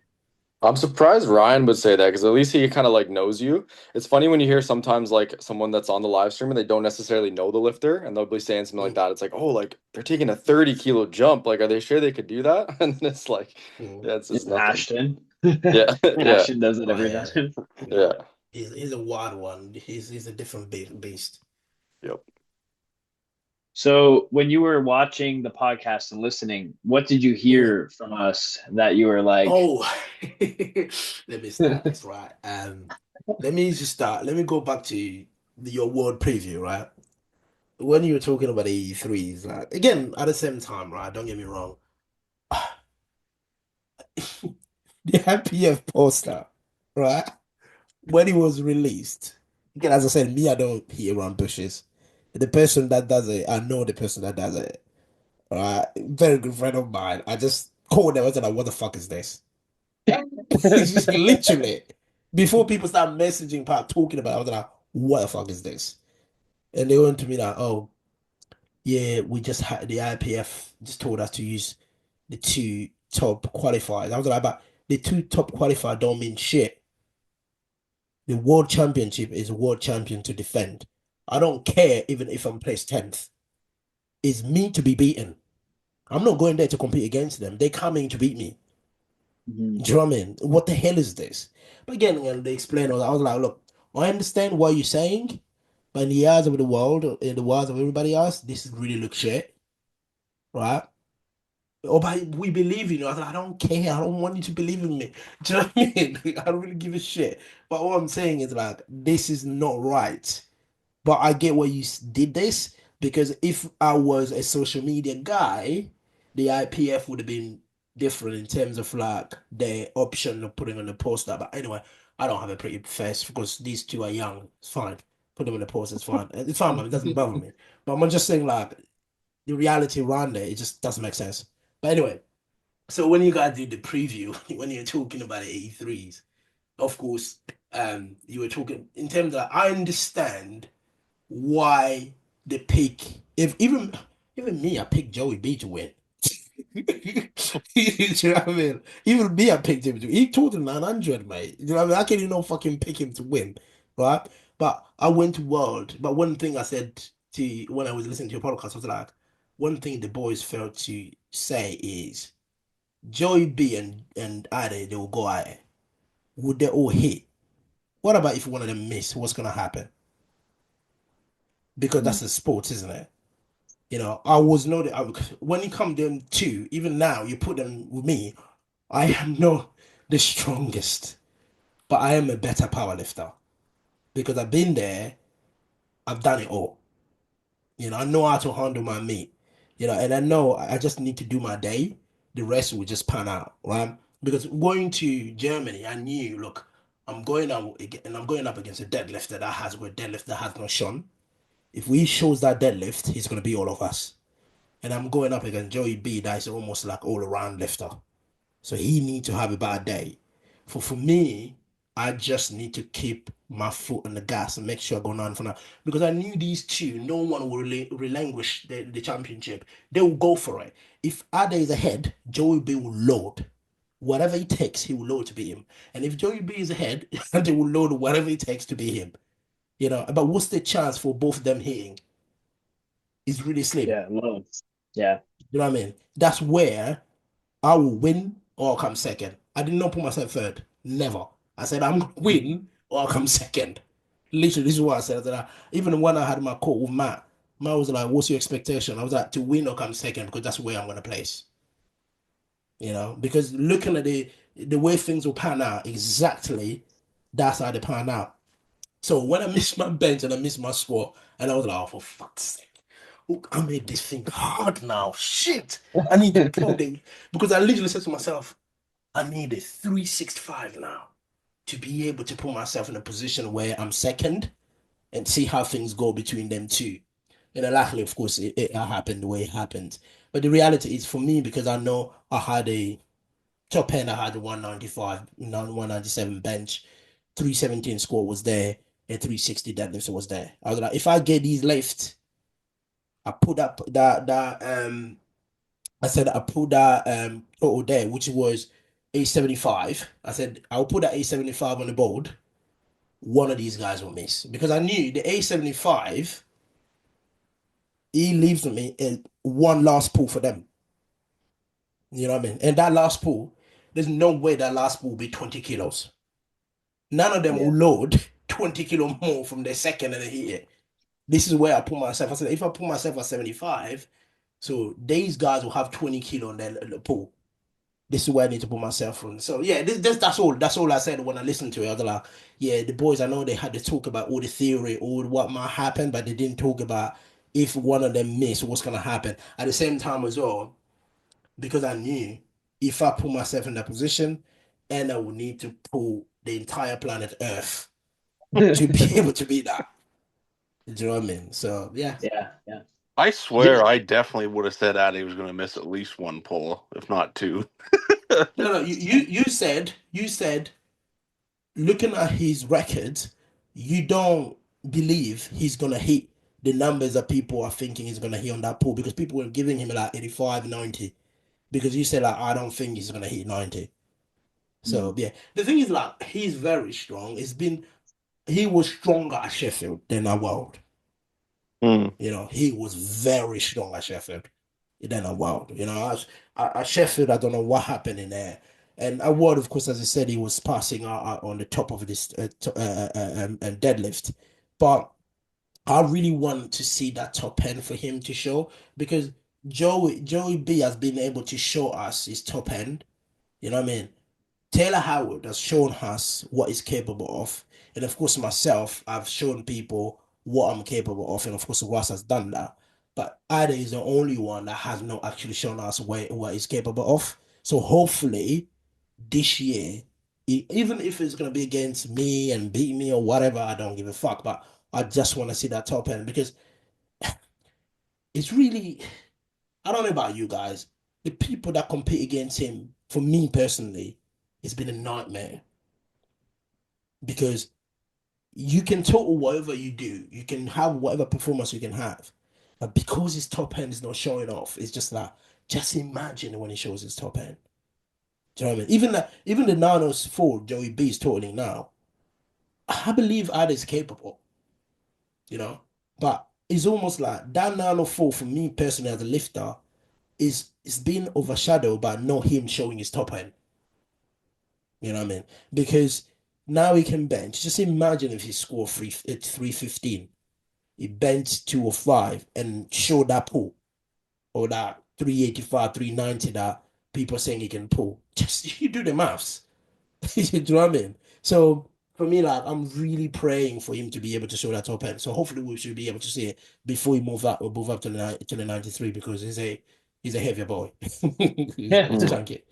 So yeah. Yeah, he's big. He'll do really good at 93, but like you said, Yeah. hopefully he gets to do I think his plan is to do a few more 83s, right? Yeah, I think he said I think maybe one more year for the next Sheffield to aim for that and see where it goes from there. So yeah, he's strong. The kid is strong, you know, he's very, very strong. Very, very You strong. guys think So the deadlift rule will affect him? How they want the shoulders farther back? Because he does lock out very just like yeah. straight up and Yeah, I down. think yeah, he need to make a little bit of adjustment on that. But the thing is that what pains me, I'm not even gonna talk about it. People think I'm a hater. But what pains me about his deadlift is the way he grips his deadlift. Every time he pulls off the floor, my eyes are just like that. I'm thinking like when I hear about down, then I open my eyes. Do you know what I mean? Because he Yeah. does that suicide grip. You know what I mean? And then he's bigger than me. He's pretty much he's basically the Russ of Great Britain, literally. Right. And those thighs, I always say like those that grip and those thighs, I don't know how that pull even move. You know, because I'm a hook gripper, so for me it's like you put anything on the bar, I'll just fucking pull it. Because that's how I'm a hook gripper, I'm different. But the way he pulls, like, if someone's like, oh my God. Yeah, but as you said, Trevor, I think he needs a little bit of adjustment. Like, he's with Marcellus now, so I'm sure they will drill down into that and trying to fix it. So yeah, they'll be all right. So speaking about other preview shows and other podcasts, what do you hear for like these previews that kind of like irritates you? Say like with the newer generation, like we talked about those I guys. think I'm gonna be honest, right? I think is the we can all be biased. We can all have favorite lifters, you know, favorite people to talk about the performance. And then I know some people are really good friends with the others, you know. But me, personally, for me, I would say when people go into preview or people talk about me, I always say to people, look, if they say all good things about me, I just get annoyed. I said because everything you say 90% of that might be true, but 10% is not true because you've seen Mhm. the flaws. You've seen the mistakes I've made on the platform. You can't just say, for me, I'm just almost like a relentless lifter. I'm not. You see it, you know, as you said, I squat big in training on the platform. Sometimes it doesn't show up. Do you know what I mean? So, Yeah. but I'm happy when I'm okay when people just say that. I'm okay when people just say, yeah, he's scored a little bit high on the platform as well. He's failed, he's scored a few times. I'm okay. I'm not offended because that's a fact. But the problem I have with people is with some people you know really well, those people are not lifting to standards. You can Yeah. see it. But because they are your friends, they go in there thinking, ah, yeah, I think he's got this. And to the point, even some people even oh god, when you come to the word GOAT, I don't know how people define GOAT. I don't know. Greatest of all time. I don't know how people define it. You know, nowadays, like, especially the French has made GOAT to anyone, you know, a cleaner can be a GOAT. Oh, that's a GOAT cleaner. Do you know what I mean? Oh, that guy that work in the supermarket, is a GOAT The security. goat. You know what I mean? So this has become as infiltrated into powerlifting where everybody become greatest. Do you know what I mean? People like me, apparently now, it's not about me being a good lifter anymore. I'm just a veteran. Do you know what I mean? It's not about how good they are. It's just like veterans. Do you know what I mean? But the reality is like we can have that differences between people, but sometimes we have to look facts. The fact is, this person has competed 3 times. He's won none. What makes you say the fourth time this person's gonna win and it will total 20 kilo more than everyone else? Do you know what I mean? Or this person, you look at someone in history and think, okay, yeah. Like for instance, like, when I went up against Ross in Lithuania, rightfully so, people had to say Ross will win, right? Rightfully so, people will say Ross, if Ross go 9 for 9, it will be hard to be beaten. Even ourselves, even me, I knew if he got out 9 for 9, 9 for 9 for what top end I gave him, he's going to be hard to beat. But are you forgetting that the people that he's competing against have made progress? Do you know what I mean? Because the reality is his best ever international at 83 was A42 something, right? I went to Lithuania being 19 kilo off that. How many attempts is that? That's pretty much Like, one attempt and a one. half. Yeah. You know what I mean? So when we think logically about it, we know Russ needs to squat properly. If he squat 3 squats, then it's hard to beat. But what about if he missed one squat and when the gap is only 19 kilo? Because people almost forget. I didn't beat Russ because people always say, like, yeah, Russ got caught. That's why he got beaten. You guys are forgetting that Ross broke the world record in Lithuania. He broke the world record. He did not come to Lithuania and total A30 and he got beaten by someone that total A32. No, no, no. He broke the world. It's like he's competing at Sheffield, breaks the world record at 920. Someone like Gustav come and break it at 925. You can't just say you get caught. Do you know what I mean? This is what, for me, is almost borderline disrespectful. Don't get me wrong. When people say it's what's the word? When people say it's an upset, I understand why people call it an upset because no, I mean to be honest, no one was expecting it to say it. That's an upset. But when people say, yeah, he got caught slacking, mate, and then of course even like his team after all of that, they came on this. We didn't do this in training. We didn't do that. I'm thinking, do you guys think what? Do you think I live in the gym? Do you know that going to Lithuania I was training twice a week because I couldn't make 3 days a week? Do you know what I mean?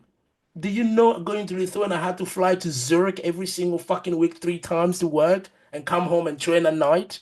Sometimes training from 11 p.m. to 2 a.m. in the morning. Do you know that? Just because we don't talk about it on social media?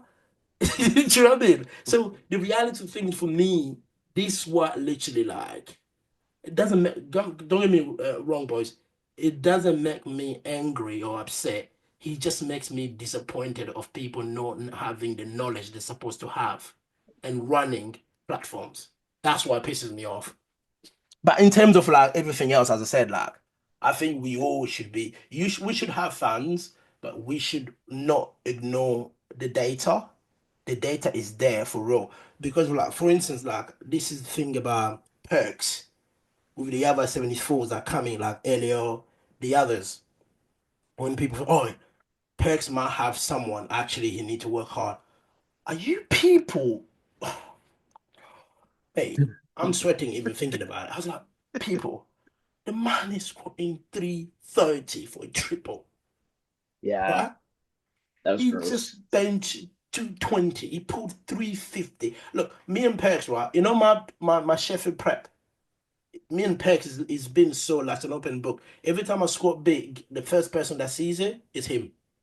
Every time he does something madness in the gym, all he says to me is like, Unc, are you ready? Are you awake? I'll be like, oh, for fuck's sake, just said it.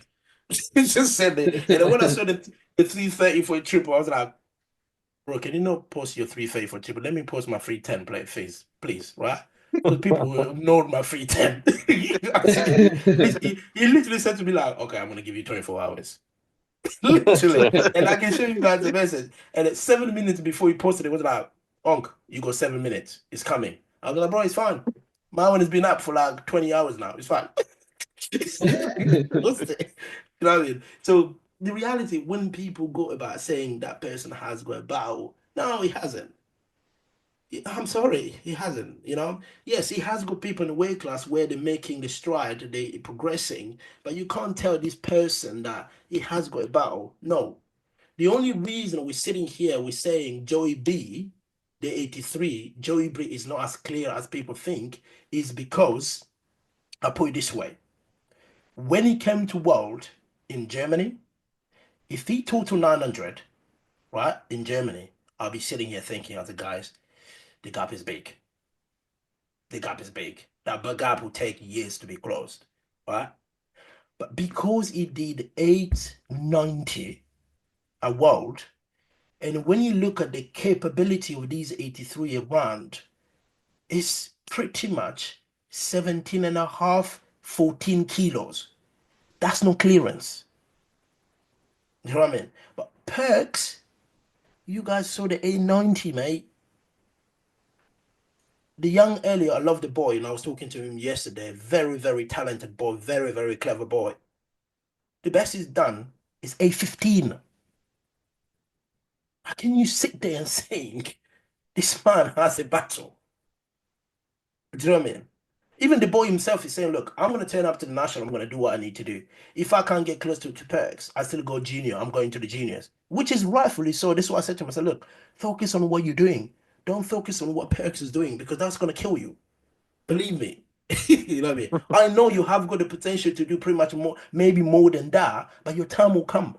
We had Taylor Howard here, 838. We all sat there thinking, huh? Bro, who's gonna do that? That's pretty much Peck's openers nowadays. Even be like, I hate that cunt. Believe me, trust me, guys, I hate him as much as you do. See what I mean? So for me, this is what like makes me a little bit disappointed because people forget the data, people forget the history. They just think, oh, this person can total that, this person can total that. I'm thinking, like, mate, you have no idea. Because again, go back to Taylor and Joey B, the P and at when people were like, oh, that was so close. I said, hold on, hang on. What did Taylor total? 876. Joey B total 900. Yeah, but it was so close. I was like, do you really believe Taylor Howard had 367.5 kilo deadlift on that day? Do you really believe that? After the way that 340 moved as a second, he jumped 27 kilo. Oh, yeah, but I was like, so next time I compete against anybody, I'm thinking I'm going to do it in Dubai. If I'm so behind, I'm going to load 420 kilo. If anyone say I'm no close, I'm going to fight them. Because if that's what being close is, we all just have to start loading these pools so we can get close. You know what I mean? So anyway, for me, like, yeah, when I see things like that, I just feel like, look, I think we need to start giving people flowers where flowers are due, right? When someone is good, it's not a shame to say that person is damn good. But what I'm against when people will say that person is damn good, but you watch what this person will do. No, man, give that person their flowers, right? They're doing their thing. Perks is doing what he need to do. Joey B is doing what he need to do. Give them the if let's say if Taylor come in or what's the other new kid in America? What's his name? The one by Flex, the 83. What's his name again? Jade, was it Jaden? Jaden Lowe, exactly. Yeah, Jaden. If the kid come up peeing nuts, they hit big. Joey B can't hit that. Then give them their flowers. But at the moment, give Joey B his flowers. He's the world champion, mate. That would Yeah. never gonna change. You guys can get your total, you can get your record, world championship. No one takes that away, right? So you gotta give someone their flowers. So to me, it's just like I find it really disrespectful when people don't do that. And it's just like wow. Even like again, like even you guys covered the since we're talking about the podcast, I've listened to you guys in the past. You covered the World Games, right? The World Games people outside China, especially in our community of powerlifting, because their streaming, it was done The commentary, first of all, it was done by professional people, people that paid for it, guys. You know, not just people that do it for volunteering, right? These guys are fucking paid for it, right? So you probably listened to the way they were articulating every single lift. It was so professional. Like, every time when I listen to, I'm thinking I'm watching tennis or something. You know what I mean? That's how they sound, you know. They're talking, even they were talking about like I remember one of my school, I think it was my open or something. They were talking about like, muscle composition in my quads.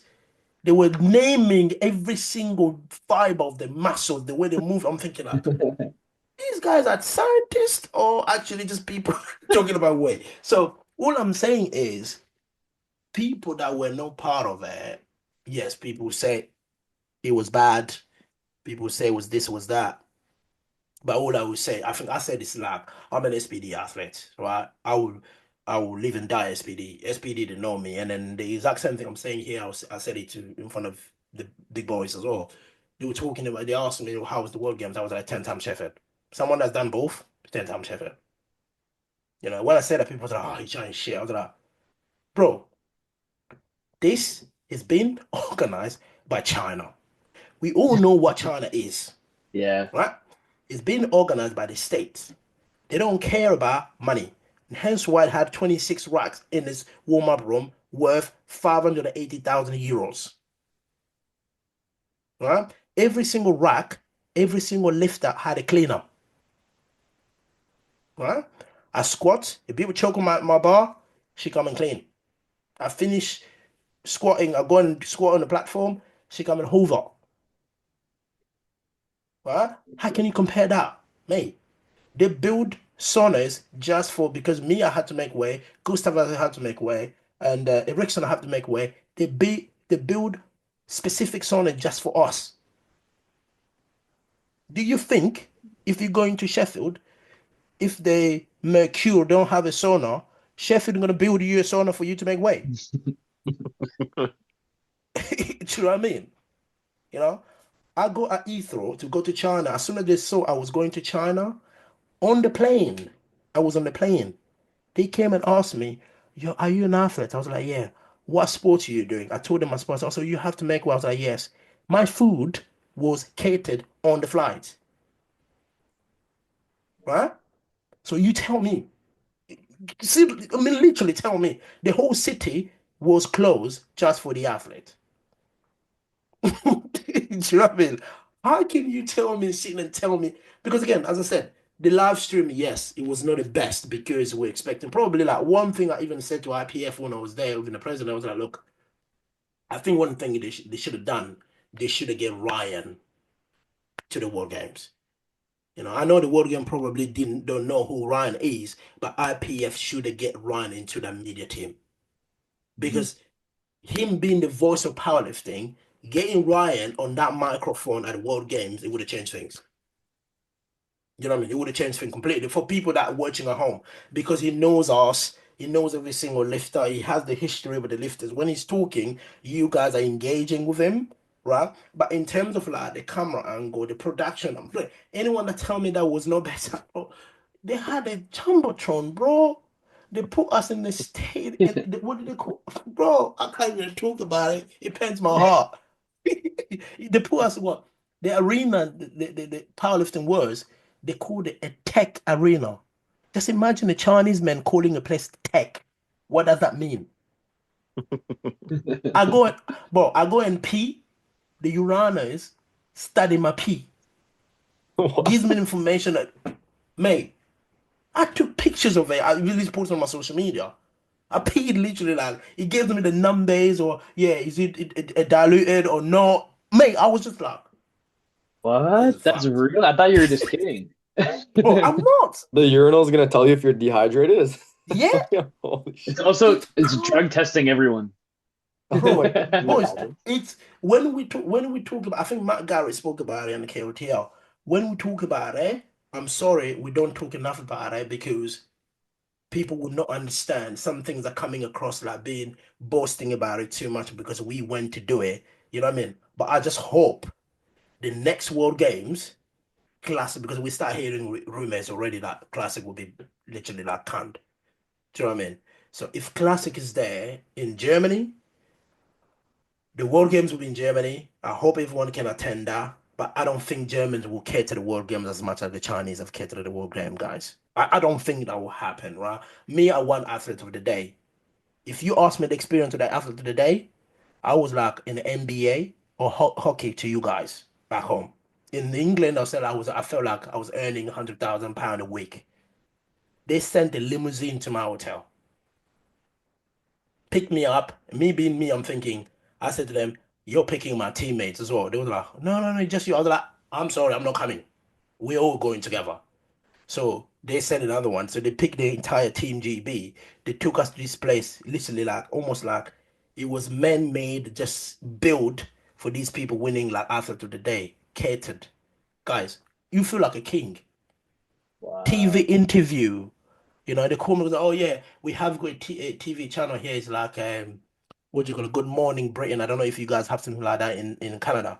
Oh yeah, you're gonna Yeah. be turning that to in the morning. You're gonna be doing that. They gave me a bloody personalized Tisa watch. Oh wow. You know what I mean? Let me show you guys. Yes, please. That's me being a dick now. I love hearing you talk about it. So passionate. You see that? Yeah. Whoa. So these watches, remember there was like I think 46,000 athletes in China, right? They were only, I think, for 10 days, 20 athletes of the day, 20 of them. So that Wow. they made only 20 watches out of 6,000. Dang. Do you know what I mean? So I remember when I went after the day, I was on their page. It was the most viewed reel. The IPF president came to me when he saw me in the audience, said to me, "Thank you, what you've done for Classic." People are asking what Classic is. And the next morning, the next day, when the heavyweight and when the heavyweight men and women were lifting in the super, mate, the place where we were lifting that arena, people from different sport came in to see what this is all about. Because what they saw in the after the day, they saw me squatting 317.5. They didn't understand that. Do you know what I mean? That's a lot of, is that kilo? Let's go and have a look. And they literally came. We sat there, some people were asking, those red plates, are they actually 25 kilos? I was like, yeah, they are 25 kilos, no pound. Do you know what I mean? So basically, what Insane. I'm saying is the experience we had, I don't think until I leave this planet Earth doing these sports, I will ever gonna have an experience like that in my life. It would never gonna happen again. It will never. You know what I mean? And there's a difference because the reason I'm saying that is when I talk about Sheffield, people say, yeah, but it's Sheffield, oh, Sheffield gonna put us in the mainstream. Sheffield is SPD. What about the day Ben Bank will say, look, I'm gonna have to invest my money in gold? Do you know what I mean? The problem Yeah. we're having is we're not having anybody else supporting him or supporting doing something similar. Do you know what I mean? But all of us are just banging, banging, banging, banging, banging on it. We need to be able to look elsewhere and see who else can help. Because for me personally, I think every time I see Ben, I always say, Ben, please don't leave. Please, please. I hope you don't go anywhere. You know what I mean? I hope even you don't grow old. Please. Because if he decided to say, look, I had enough of this, what's gonna happen? Do you know what I mean? So, in terms of, I think I was listening to KOTL. They were talking about the impact of Sheffield and World Games as well. Of course, people had a view because, again, when you think about it, Matt Gary's been to the World Games, so of course he's always going to put the World Game ahead. Of course, Ryan and Rory and all that they haven't been, so they're always going to put Sheffield. But one thing Eric Elms, he said Sheffield is watched by what 200, 300,000 people on live stream. The World Games, it was watched by 200 million people. Right? I'm not talking about classic powerlifting. I don't know how many people watch classic. I've done I, but we're talking about the world game because we're talking about the impact of the sport. People say Sheffield has had more impact. Then I was like, no, no, no, no, no. You can't compare the World Games and Sheffield. I think the mistake they made in that conversation was let's compare classic at the World Games and Sheffield. That's all you should have done. But comparing the World Games and Sheffield, bro, come on, bro. As I said, that was this. Look, you know why the Chinese lifters got pulled out on that list? Because we had Chinese nominees at the World Games. We turn up in China, all of them, their name got canned. We said, like, what's happening? No, it's because when the government received the World Games sports and the nominees, they saw the China team. They was like, but the China powerlifting team is not recognized by the government. Why are they at the World Games? Because over there, everything is controlled by the government. This is where the weightlifting team is so controlled, right? Everything is controlled by the government. So if you are recognized by the government fund it. They give you everything. This is why in weightlifting, if you guys follow Chinese weightlifters, they have got houses, people go pay millions of cars and all of that shit because the government pour money into it. But because the government did not recognize these sports in China, they pull them out. Dang. Do you know what I mean? That That's what must happened. hurt. That It must did. hurt for all of them. Yeah, it did. Just imagine. Just imagine that happening. It was wild for me again, like as I said, like after experience, World Games. The meat impact, I'll probably say on our community, I'll probably say it's Sheffield because everyone knows Sheffield, especially as I said, our friends from Americans are coming here. It's all about Sheffield, isn't it? And to them, what's the word they use? The bag is a Sheffield. I don't know what bag is, the The Louis Vuitton bag. bag or whatever. I have no idea. But anyway, yeah, the bag is a Sheffield. Do you know what I mean? So yeah, that's how I'll put it down to. But the thing is, I would say, boys, like if any of you ever get opportunity to qualify for meet like the World Games, don't even think to ask Brit, ask Bryce. I don't even know why I'm telling you guys to watch. Ask Brit, ask Bryce in Canada. How was the World Games? Do you know what I mean? We turned up at that thing. I was just like, this is crazy. This is not real. Do you know what I mean? But anyway, yeah. Yeah, another friend of the show, Lucas Wiseman, he went, he was telling us how crazy it was as well.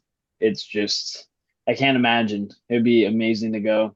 And I wonder how bad like everyone who pulled out kind of feels like when they hear you and Oh, others speak man, on it. man, I made life hell for them. I'm gonna put my hand up.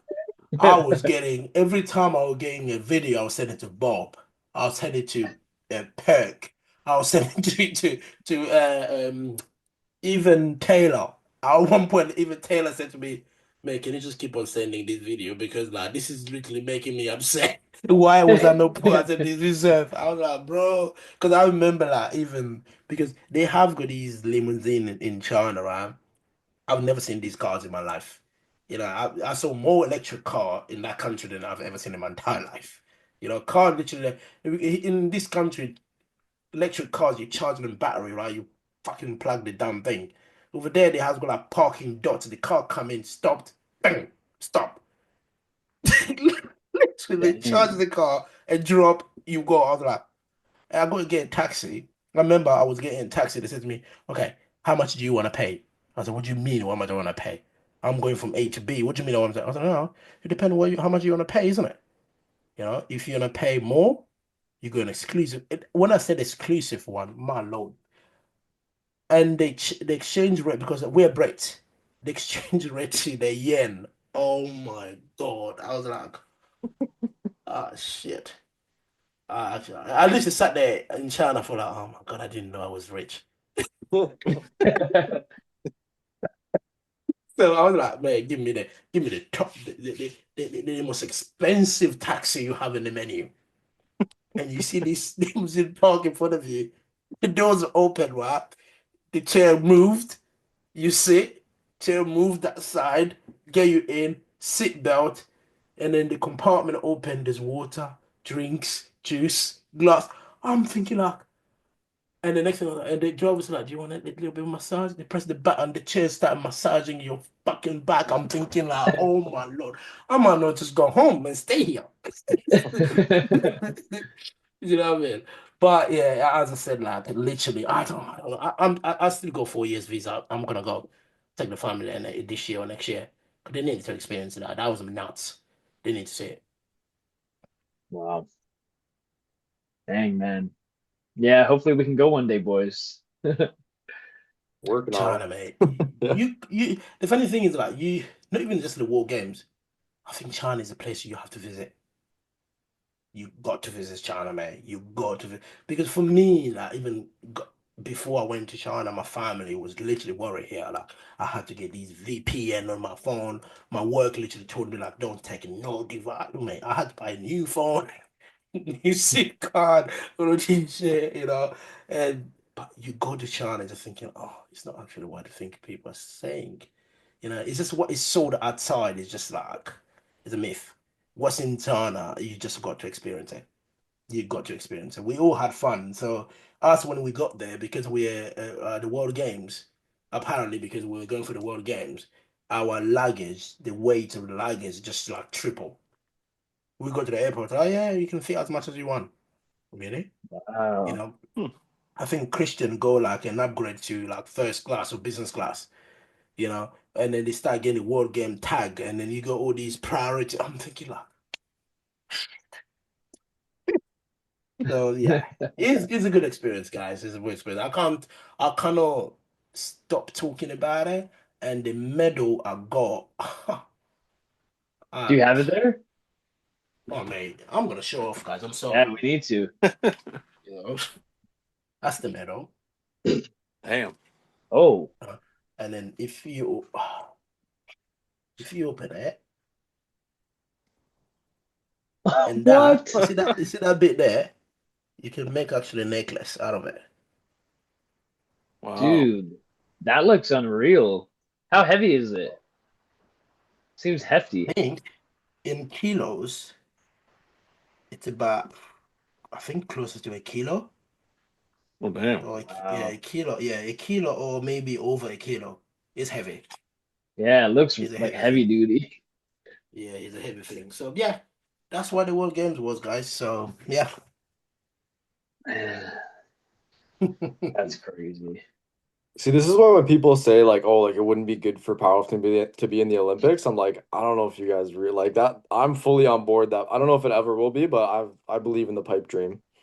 Like, May I came back from China every day when I pray, when I put my knees on the floor. The third thing I always ask God when it comes to powerlifting, please get this sport in the Olympics. Yeah, even if I don't, I'm not gonna be able to compete or make it. But please make this dream come true. Well, I know people always go, we don't need the Olympics. Hell, we do. We do need the Olympics. I know, like, because the reality is, right, boys, people will say we don't need the Olympics because people see, like, some people in these sports, they're becoming influencers, they're making a little bit of change from the sport. But what about the people that do these sports not for the money? People like us, I don't give a shit about how much powerlifting pays me. But I give a shit about the medal I win. I give a shit about a legacy. Do you know what I mean? I can do this sport not earning a penny. I'm gonna be fine. I'm gonna be happy with it because I know it's become literally bread and butter for some, which is I really love that for them. I'm happy for them. But please don't go out there and say we don't need the Olympics. We do need the Olympics. I really believe we do. That's me.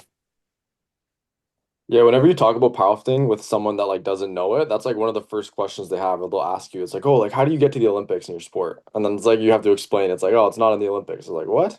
Why?" It just kills it Yeah. because the thing is like talking about it, right? Where I work, I came back from the World Games because I won the World Games in the middleweight. I came back to the World Games. I won World last year. I work, it was just, oh, congratulations, World Champion. I came back from the World Games. I won the World Games. Boys, I can't talk about it because my job is really like, can't talk about work much on media. But I kid you not, what experience at work, I was like, just imagine if this sport was at the World Game, was at the Olympics. I'll put it this way: if this sport was at the Olympics, I think I would have taken a 6 month sabbatical from work. coming with a gold medal. Literally 6 months sitting there chilling, trying to find if I can score 340. You see what I mean? For 6 months. You see what I mean? It's because like they look at it like, oh, he went to the World Games. He goes to the Olympics. When people say, come on, man, we need the Olympics, man. Me, selfishly, I need the Olympics, please. Please bring the Olympics. I need it. I think we're making the right steps with World Games, being the World Games, and I think you just have to apply. I don't know how it works, but breakdancing got in. That's the big thing we were talking about last time was breakdancing. You So say breakdancing, some of the sports that got in, like what's the other one? Skateboarding, mate. See, we shouldn't be taken out celebrating. We should be putting in breakdancing after you hit your lift, and then we'll be in the Olympics for sure. Bro, even some because the reality of thing, right? When you look at powerlifting now, and some of the sports that are in the Olympics, you're thinking, I don't think these people, when they do the national or world championship, I don't even think they fill up 10 people in the room. Mhm. Do you know what I mean? Mhm. I really don't think they do that. You know, we have got more, so I mean, as Ryan calls it, we have got more stars in powerlifting than other sports. Yeah. You know what I mean? They are in the Olympics, you know? They are in the Olympics, which is like, yeah, it pains me, but yeah, they're there. As much as like we out to walk around and say, oh yeah, I'm a powerlifter, world champion and world games winner, and then you see someone like doing archery, say, yeah, I got the 5 rings on my back because I was at the Olympics. I was like, for fuck's sake, man. Jesus.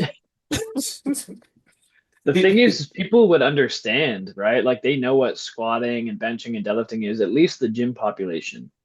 Oh And yeah. so it wouldn't be too hard to understand or even how it's scored. It kind of makes sense to me more than breakdancing. That's so Yeah. subjective, you know? At Yeah, least mate. I think it is, right? Like, Well, breakdance, and even when I said that skateboarding, right? I was watching in the Olympic one the other day, the one in Paris.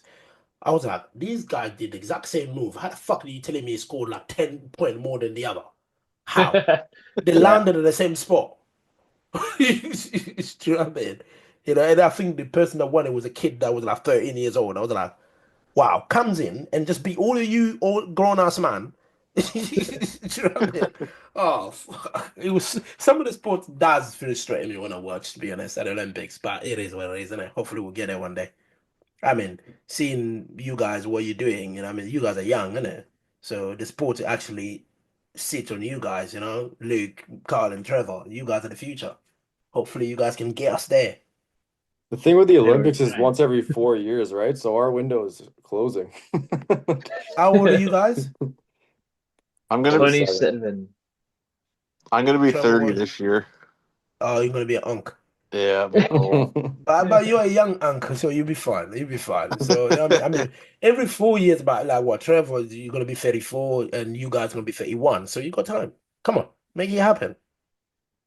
You know, Yeah. just need, Luke, you just need to squat 350, and Carl, you need to score 375, and Trevor, you just need to score 500. It's easy Easy. enough. Just for the sake of it, I Googled like weird sports that have been in the Olympics. They've had Yeah. tug of war, live Oh pigeon my shooting, God. solo synchronized Live swimming. pigeon. Tug of war is crazy. Tug of Bro, war is insane. we had that at the World Games, right? I I didn't understand that shit. At one Tug of point, like, war? yeah, we Yeah. sat there. Some of those athletes came and sat with us. They were talking about it. And then me, you know me, I don't be around bushes, right? I should have asked them what sport they do, and I start literally creasing their sport, the tug of war. I was like, there's a sport here, tug of war. I don't understand how the fuck that shit work. They give you a rope and say like pull. What the fuck? You might just go and pull in your own gym. The trainer was like, yeah, we do tug of war. I was like, for fuck's sake, Jurins. Jesus. Come on. You don't do shit like that when you're abroad.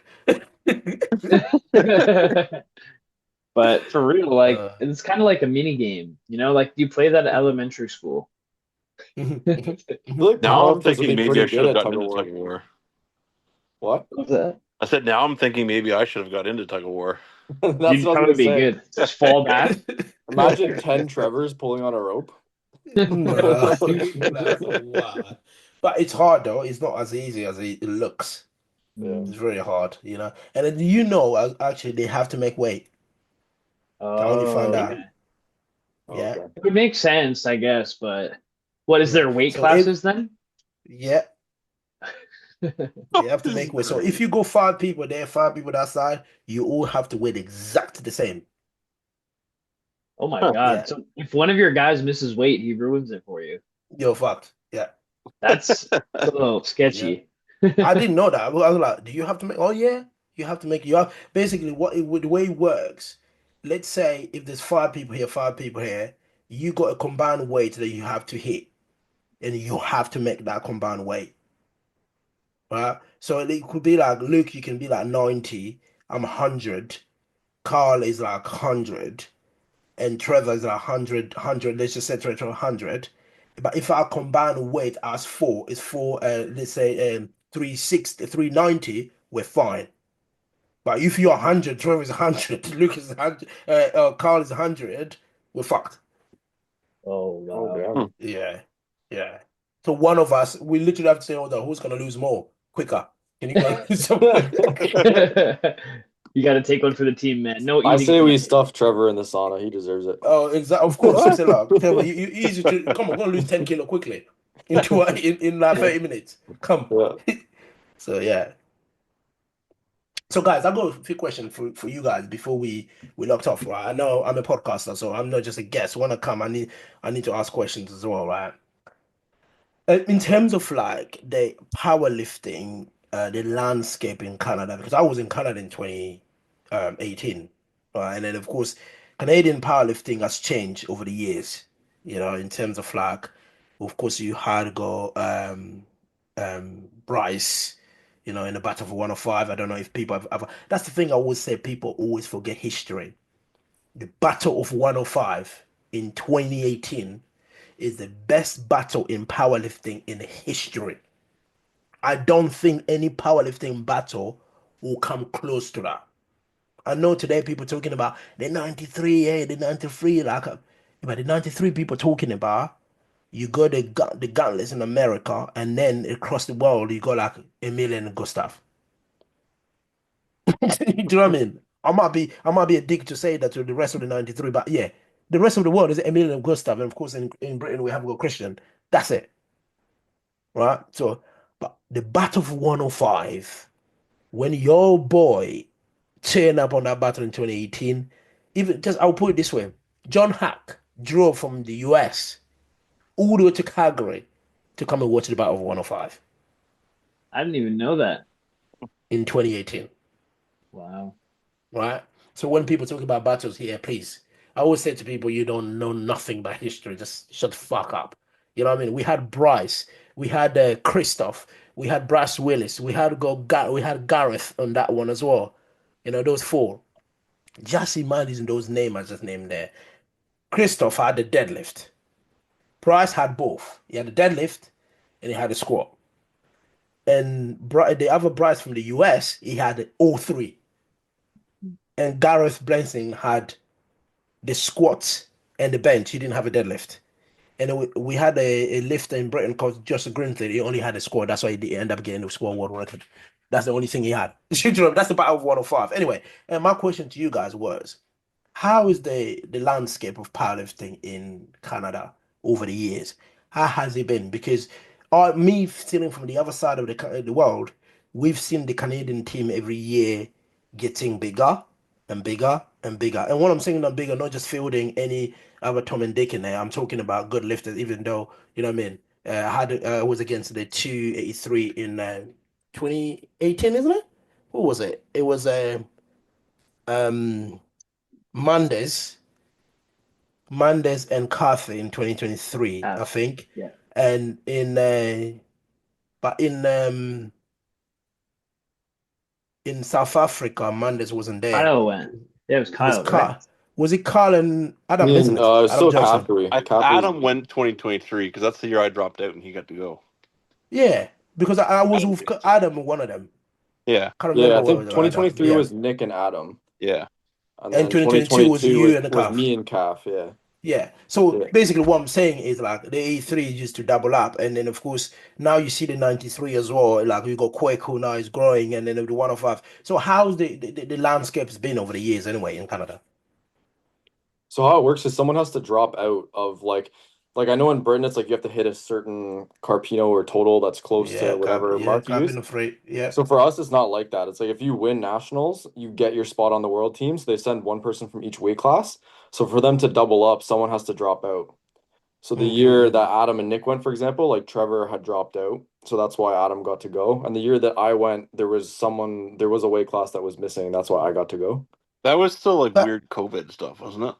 Yeah, but do you still fill up the entire team though? Oh yeah, yeah. yeah. Yeah, but it's Yeah. getting a lot steeper competition wise. It Yeah, used to be always obvious who is going to win each and every weight class, but now it's battles on the men and women's side. Almost every weight class, it's a battle, and it's getting a lot steeper. And I think people are a lot more hyped about it too. Like before, there was, I guess we never did preview shows. Ryan maybe used to a long time ago because he's Canadian, but now going into nationals, people are watching each other's training. Everyone's very excited. And then even our provincial and regional meets, they're getting a lot more stacked too. So it's growing, and we Mhm. have a big population of lifters. Yeah, I mean, you guys are not a country, you guys are a continent. So, do you know what I mean? The reason I ask that is because I look at the size of your country. I know when people talk about one nation in powerlifting is growing, coming rapidly. For me, it's almost like I always say to people, "But you guys are missing the point. Canada is a fucking continent. And if you look at the way the progress of powerlifting has been going over the years in Canada, you can't just say Spain or Italy are coming up. This guy can swallow Italy and Spain like 10 times. Do you know what I mean? So the reason I asked you for that because I'm thinking about Britain as well. Right? I'm thinking if Canada comes in, we need to start thinking otherwise, is it? Do you know what I mean? But well, our population is not big though. Like, how many people are in the UK? 65, I think we're 64 or 65 million. Because we Is that only have right? like what 40 million. Yeah, I think Oh so. yes, you're tiny then. You guys, what are you waiting for? Start having kids. Populate. You got a big country. You But know, Yeah, you should be about 300 million now. yeah, we have the space. Yeah, Yeah, No, you we I have the don't, think. bro. The country. problem is everyone lives on the very southern part of the border. Like that's yeah. the only populated part of Canada. Even though it looks so Mm, big, it's like everyone's on the very mm, bottom. Yeah, yeah, Most of it's okay, just okay. glacier and rock. Yeah, and po So, pol polar bears and igloos. but in terms of like the traveling to these powerlifting meet, because I hear like provincial, I hear like state and all that. How far do you guys have to travel for the your meet anyway? So like if we have to cross the country, it's like an 8 hour flight, I'd say. Like if Okay. we fly all the way from the East Coast to the West Coast, is it 8 hours or no? Not that much. Yeah, well, it it's like is. 5 just to go to BC, and then it's another 3 to go to St. John's from here, right? So it's got to be around 8. Okay. Yeah, so people that So are from like our West Coast that are flying to this current nationals, like the nationals that's about to happen is the furthest east you can go in Canada. So So all of you guys are gonna have to fly there. Yeah, yeah. it's yeah, fucking. and There's like 5 lifters from there, and then the other 1,000 people will all fly in. So yeah, there's why? actually. So You uh, go ahead. I'm saying like why the US they the one only cry about traveling, but Canadians don't cry about traveling. Because we're just I used don't to it, know. I guess. Yeah, and it's honestly way more expensive to fly in Canada than it is in the States. Some of the times in the States you can get flights for very cheap, like within the country, but in Canada it's bad. Like the 3 hour flight, I don't know if you guys had all fully booked your flights, but it's probably like six, seven hundred It's dollars. about $600, yeah. Yeah. Yeah, like Because We could fly to Sheffield for the same price. Yeah. Yeah, wow. so me and Luke flew to Ireland in September, and it cost the same Mhm. amount as us flying to St. John's, Newfoundland. But it's like not even half the Wow. flight distance. That's crazy. So some of us should be crying about any flying to That's me flying to bloody Lithuania for like 3 hours. I'm thinking my knees, fuck. No, this is nothing.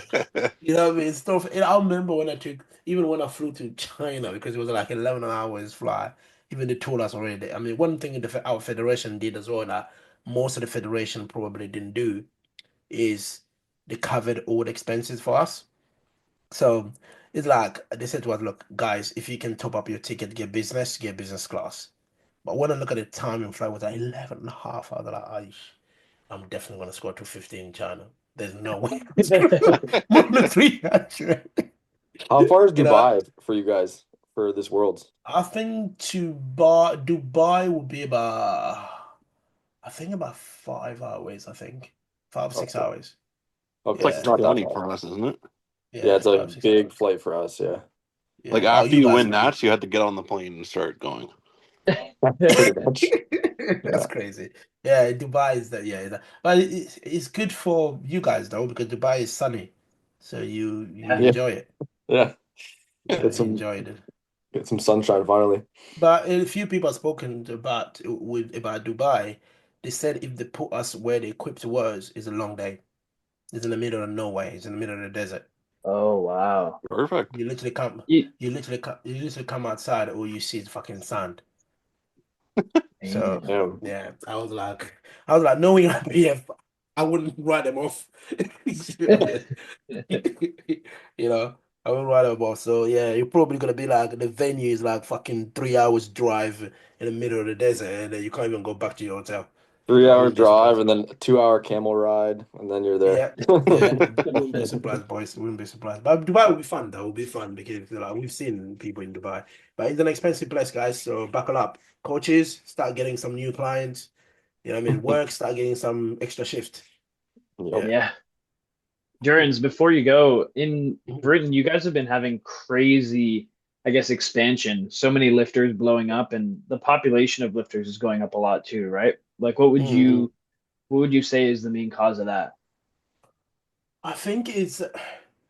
No, I would probably say it's because people start making money in powerlifting. There's one thing I'm against. I always talk about it. I know people hate me when I say it. Everyone that hold a barbell call themselves a coach. Mm, Right? I don't know where that theory has come from. Right? Because you've squatted 3, 5 times for 2, 4 months in a row. Yeah, here's a free coaching program for the first month. And after that, they start charging. So I think that has contributed to that growth, right? And of course, we have got these social media influencers that have moved to powerlifting as well. You know what I mean? And of course, you got, I mean, one of the most prominent one we know is Nathaniel. You have the Joey and that. They have got big pages, young kids, because they're young, isn't it? They're following that. And I think one of the things as well, one of the contributor to us is the juniors. I think we have the best juniors on the planet, mm, right? On the men's side and on the women's side. And the juniors that where people follow. Because because Great Britain has become a nation of deadlifters. But in terms of the yeah. ratio of deadlifters, if you think, I don't think in the world anyone is ahead of us. I'm not talking about one individual lifter pulling big, but in Britain, when you think about it, we have a 105 pulling 420, right? We have how many 105 do we have in Britain pulling 370 kilo plus? We have got 280, not even 283s, because when you think about it, I'm a 360 puller, Ade's a 360 plus, Kun's a 370 puller. And then we think the other kid that we compete against, he's about 360. Do you know what I mean? These are just the 83. And then we we go to the 120s, we all know none to 415, just 380. Mo is about 390, Indy's about 400. So basically, what I'm saying, all of that has contributed to that growth because all of these deadlifters, everyone want to show off their deadlift. We have got meeting in Britain. Sometimes people come in and like, I'm just gonna score 175, bench like 100, and pull out 350. It's happening. You meet people telling you, yeah, man, it's all about these young kids. I go to gyms and you see these young kids. Do you think like it's all about a deadlift? You need to come the last person to pull. It doesn't matter about how much you're squatting. I was like, yeah, but powerlifting is a three lift sport. Yeah, but it doesn't matter. It's all about closing the meet. I have to be able to close the meet. And when they're saying that, boys, I'm not gonna lie to you. You look at their pull, you're thinking, fuck, I wish I had that.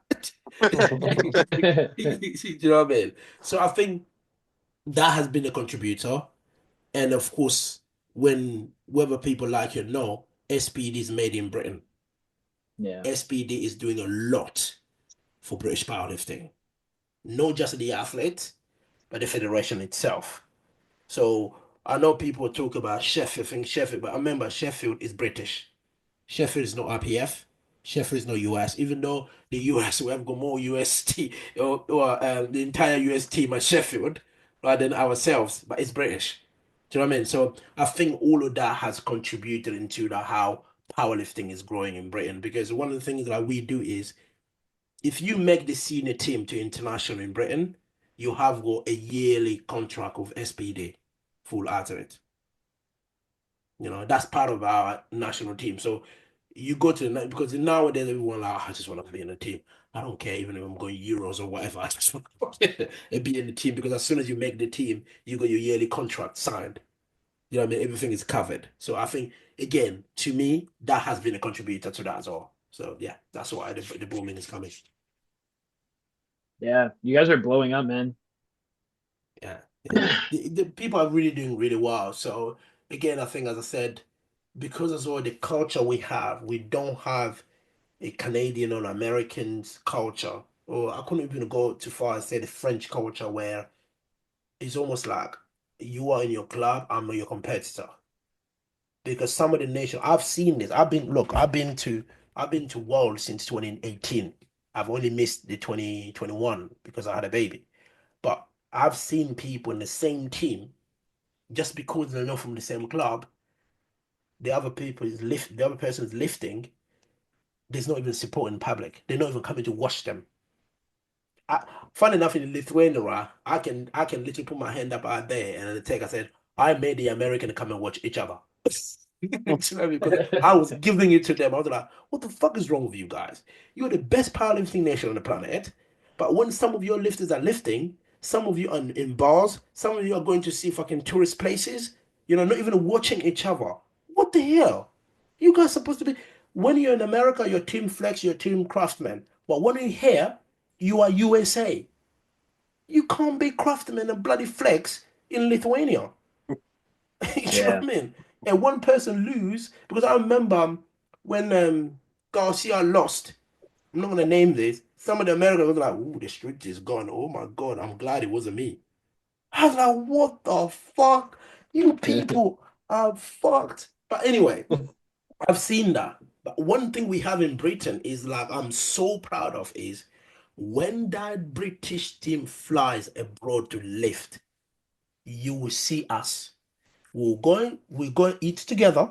We'll go and drink together. Fun enough, even those that have to make weight, we're going to make weight together. Because I remember Christian got stuck in the sauna, right? Christian had to make weight. Our girls, they went in the reception of that sauna, just sat there waiting for him to finish. And You're not gonna get that anywhere. Because we know our team members here, we can't leave him alone. No way. You know what I mean? When he's going to weigh in, he's not carrying his bag. I'm carrying his bag, man. My day is done. I'm his bitch now.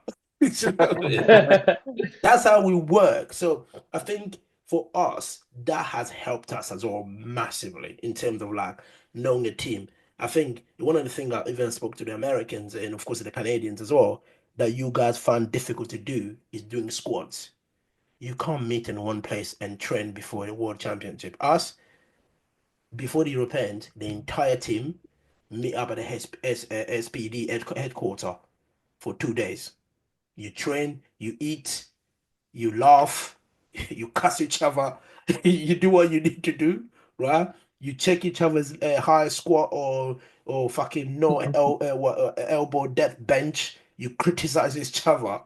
You do that, you go home, and then a few weeks later, you meet up in the international. We do that, but you guys don't do that, and elsewhere as well they don't do that. So us when we fly, I'm not gonna lie, guys. Literally, the British team when we fly as a team. Hence why when one of us win, the entire team cry. When I beat Ross in 2014, the entire team was in tears, and the whole team was there. You know what I mean? So yeah, we're trying to build that, and so yeah, and of course these youngsters are coming. They love that. You know what I mean? Almost like they love to be part of that. So because when they go, especially when like for instance we went to Germany, was the first time that Nonto came with us. You can ask him, you can bring him to the podcast, he'll tell you. He was like, I can't believe this. This is the first time I'm feeling like I'm I'm lifting on the platform. I'm not even worried about me. I'm worried about all of you guys. I'm thinking I don't want to fuck up. Look at how these people care. You know what I mean? People are making sure he eats. People are making sure he goes to bed early. People are making sure his breakfast is. He come downstairs, his breakfast is already done. You know, feel like fuck. I was like, that's what you call your team. That's how we do it. So yeah, Yeah. Yeah, I think it's tough for Americans and Canadians to always train together as a team, but that would be amazing. I think that's why you guys are able to make such a good connection. So I believe yeah. some of the people on the other teams, like you said, they don't even really like talk or like have a chat at all. I think the Canadians do a good job of showing up for each other, but in terms of like good bonding friendships, it's not always there. Create a group chat, mate. Sometime, right? I always say this to lifters, right? Don't just wait for people to do it. Us, we've done it ourselves. When we know, like one thing we do, when we know who qualify for the team, we don't even wait for the head coach to create a group chat. We create a group chat, like myself, I've always been the big guy. I create a group chat, invite everyone in. So like, okay, newcomers to the team. Who are the newcomers? Present yourself. So this is the team. This is how the rules of the team works. You're bound to the rules or you're fucking out. Simple. Mhm. You know what I mean? So that's how it works. We do it ourselves. And then even like small training, what we do is like there are people that live in like I did lived in Manchester, I live in like down south London, right? If like Christian lived like what an hour, 2 hours from me, if let's say I got a heavy session, I'll be like, Christian, what are you doing on Saturday? Okay, can you get yourself me or who else is close to you? Who else is close to me is on the team. Let's meet up. We train together. You know, and sometimes even like when the girls are traveling across the country working, like, oh guys, I'm gonna be in Manchester tomorrow. Who's in Manchester? I'll be like, oh, I'm in Manchester. Come to my gym. We go and train. We do that. So we Yeah. create. Sometimes you just have to create that yourself. You know, Mhm. it's so much easier as well because when you do that and when you fly abroad, for us when we fly abroad like people are making way to whatever, as I said, some people go early. They already got and scatter where the restaurants are, where the supermarkets are. So when people like us are coming in, they're already telling you, okay, this supermarket, you this is that. And then we have got people in the team that are vegetarian, like Sophia. She comes and goes, okay, this is the food you need to eat here. Don't drink this, don't drink that, don't drink that water. So do you know what I mean? You got to create that yourself sometimes. Don't just wait for the head coach. It doesn't work. Mhm. Yeah, man. Well, thank you so much for coming on the podcast, man. Really, really appreciate it. Thank you, guys. Thank you. Always me. I'm always available when I have time. I'm always gonna turn up, guys. Always gonna turn up.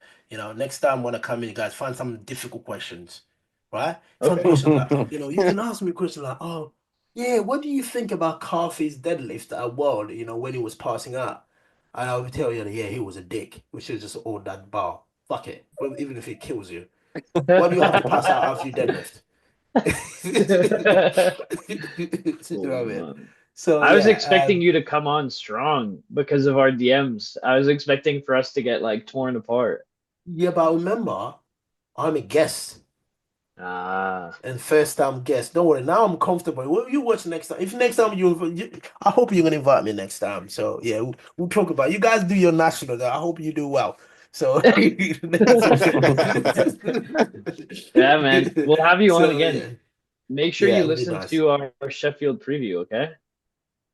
Oh, I mean, yeah, don't worry, I will listen to that and I will laugh. I will laugh. We'll I laugh. will laugh. I will laugh. I'll laugh because Sheffield, I know everyone is saying the podium is just gonna be Americans, isn't it? So. Yeah, you're gonna get Magno and Perks, Joey B on the podium. That's why probably the preview is gonna be ever across the board. See, I'm looking forward to it. So, a USA Hey, podium. you're You know gonna what I mean? upset that There's podium, eh? Oh yeah, remember yeah, last time they were talking about the US sweep? What happened? Oh, you know, talking about it, Rondell did a reel saying, I'm the only guy that can stop the sweep. IPF is stopping me to beat the world. When I beat Ross, I was like, yeah, you're the only guy, yeah. Okay, how does that feel? So yeah, it will be interesting though. It'll be interesting. I can't wait for next year, guys. And hopefully, again, as I said, good luck for your nationals. And yeah, the Canadian team's always been a good bunch to be around. Brittany, of course, Jess. even though I don't like being standing next to her. She's so fucking jacked. It's just making me look like a fucking lettuce. Do you know what I mean? I'm thinking, this is not fair. I was standing next to Jess. I was like, can you just step away, please? Just be a few feet away from me. Why? I was like, you don't understand the aura you bring. You know what I mean? Man, So yeah, there it was was a like fun team. a brand that we both work for, Rascal Apparel. Like they always Mm, do shoots with Jess and I, and I'm always getting mm, mogged, like just looking like a small little guy. Then like they use it mm. as an ad, and I'm like, man. No, no, you need to sue them, bro. That's literally like, no, Yeah, that's not nice. defamation of character. I'm not that Exactly, little guy. been bullying and that. You know what I mean? That's the definition of little guy. We know when Russ said, "Don't compare me to those little 83." That is the Mm. definition of a little 83 right there. I know that. I know that hurt. Oh Yeah. yeah. Oh hell yeah, bro. He hurt so much. He's like, oh shit. I made an effort to be 86 kilo and you still thinking I'm a little Little. bastard. Well, when You know what I he's mean? So, 95 kilos, I mean, oh yeah, yeah, Yeah. oh yeah. He's a big boy. He's a big boy. He's a big boy now. So I think when he did a 3:15.47, I messaged him. I messaged him like, I said, bro, is that a belly? Oh, Oh, he's a big boy now. He's a big boy, but he's gonna do some madness. So Sheffield, I think this Sheffield, the way I'm seeing it, that's just my personal view, right? The way I'm seeing this Sheffield, if everybody's healthy, we turn up on this Sheffield, things that will be done in this Sheffield, I don't think it will be replicated again. Don't think so. You know, the one thing I just hate this Sheffield is the fact Jesus is not there. yeah. I really, personally, I know Jesus didn't hit what he needed to, but when they were thinking about that one card, they should have thought about Jesus to be there because Sheffield is all about we need to watch the biggest weights to be shifted. You know, just imagine this Sheffield, right? The biggest squat in this Sheffield will be like 370. 370, maybe he's not gonna go past three. Okay, McNaughton might hit 375, but I don't know what condition he's gonna come in. Probably is around that, right? I mean, three because again, the world record is a what? 370, isn't it? Or 375.5. That's a world Yeah. record, I think. yeah. So he probably is gonna be like 376 or 376, or even if we put 380. Just imagine that this Sheffield boys, we're not going to have a 400 squat. Yeah. You Yeah, know, that's fucked we've up. had 400 squat all Sheffield. You know, Yeah, well and below this Jesus's opener. exactly. And at this Sheffield as well, if I might be, listen, heck, we're not gonna have a 400 deadlift. You know, Yeah. Etienne, I know Yeah, Etienne, maybe we're a trying to kid. Etienne might load that 400.5. No, he loaded already, isn't he? He broke it at the Asian. Do you know what I mean? Yeah. Mm. So Yep. he will need to break it again. But I mean, how many 400 can you pull in your life? You know what I mean? We're not gonna have a 260 bench. You know, I don't know what McNaughton gonna come with, but can he bench 260? Do you know what I mean? It's like Yeah. I was literally thinking about all of them, thinking, like, this is crazy. This is crazy. No, a 400 squat is crazy. And then we'll have a stupid cunt as a 74 kilo man that will probably be the third or fourth out on the squat. Just imagine that. Just imagine that, right? Literally gonna be Keenan, oh, McNaughton, Keenan, Russ, and probably him. Yeah. Yeah. Yeah, that Just is messed up. think. Just think. I was literally thinking about it the other day. I was like, this is fucked. This is what I'm saying. This Sheffield, some of the things that will be done in Sheffield probably is not going to be done again. You see a 74 kilo guy coming in like what? Having the third or fifth biggest squat. Yeah. Yeah, Perk is messed up. Let's not laugh. It just pisses me off. He pisses me off. He knows it. But I'm happy for him. You know what I mean? So yeah, it's incredible. So last question, Carl. How does it feel being 105 now? I'm getting there. Feels good. I You hate were cutting weight. Cutting weight is the worst part of the sport. Because I saw you at the 83 for you went to NAPF at the 93, right? The reason I'm saying 105 because I'm sure you probably cut to Yeah. 93. Yeah, I'm cutting How now. much you're cutting to 93? Yeah. How are you getting that fat so quickly? No, no offense, Trevor. It How are you wasn't getting that that fat so fast. quickly? My last meet is at I 83 was know. 2023. We So had to that was, beg 2023. him to go up. Yeah, we yeah. had to beg him. Was it that Yeah, it's hard for you Trevor's. to get to make to 83? Uh I was cutting. I was probably what you were. I was probably 86 point something. He was Mhm. 90. No, I wasn't.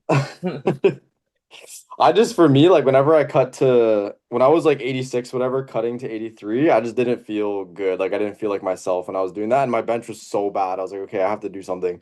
Like I can't I stay. mean, I couldn't. it hasn't gotten better, but yeah, you I know, and but the that's why thing I'm is going. that That's why I'm 105 now. I'm keeping your on. squats has blown up though. Yeah. Yep. The squat and deadlift has gone really, really big. Really, really big. Yeah. Yeah. I just need Yeah. to put So more weight on the chest, I guess. are you actually saying you are going for real? You're going 105?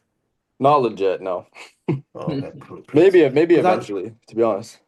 yeah, because someone need to break Bryce's records. This is ridiculous, you people. You need to get close. What's wrong with you? The 105 records? They're long gone. Yes.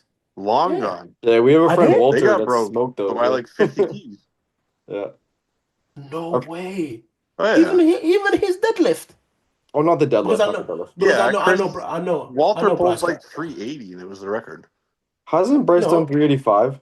Or at is that 120. equipped? At Oh, 120. 120. Oh, okay. That's why. All right. Oh, I'm comparing that I 185, think that I 385. I think went to yeah. Bryce's best 105 total is 850, but now there's like three guys that do 900. Yeah. Yeah, our 105s are Yeah, really good. Yeah. yeah, I saw water loading 400, isn't it? Yeah, I think Yeah, yeah. Walter's pulled like 378. Yeah.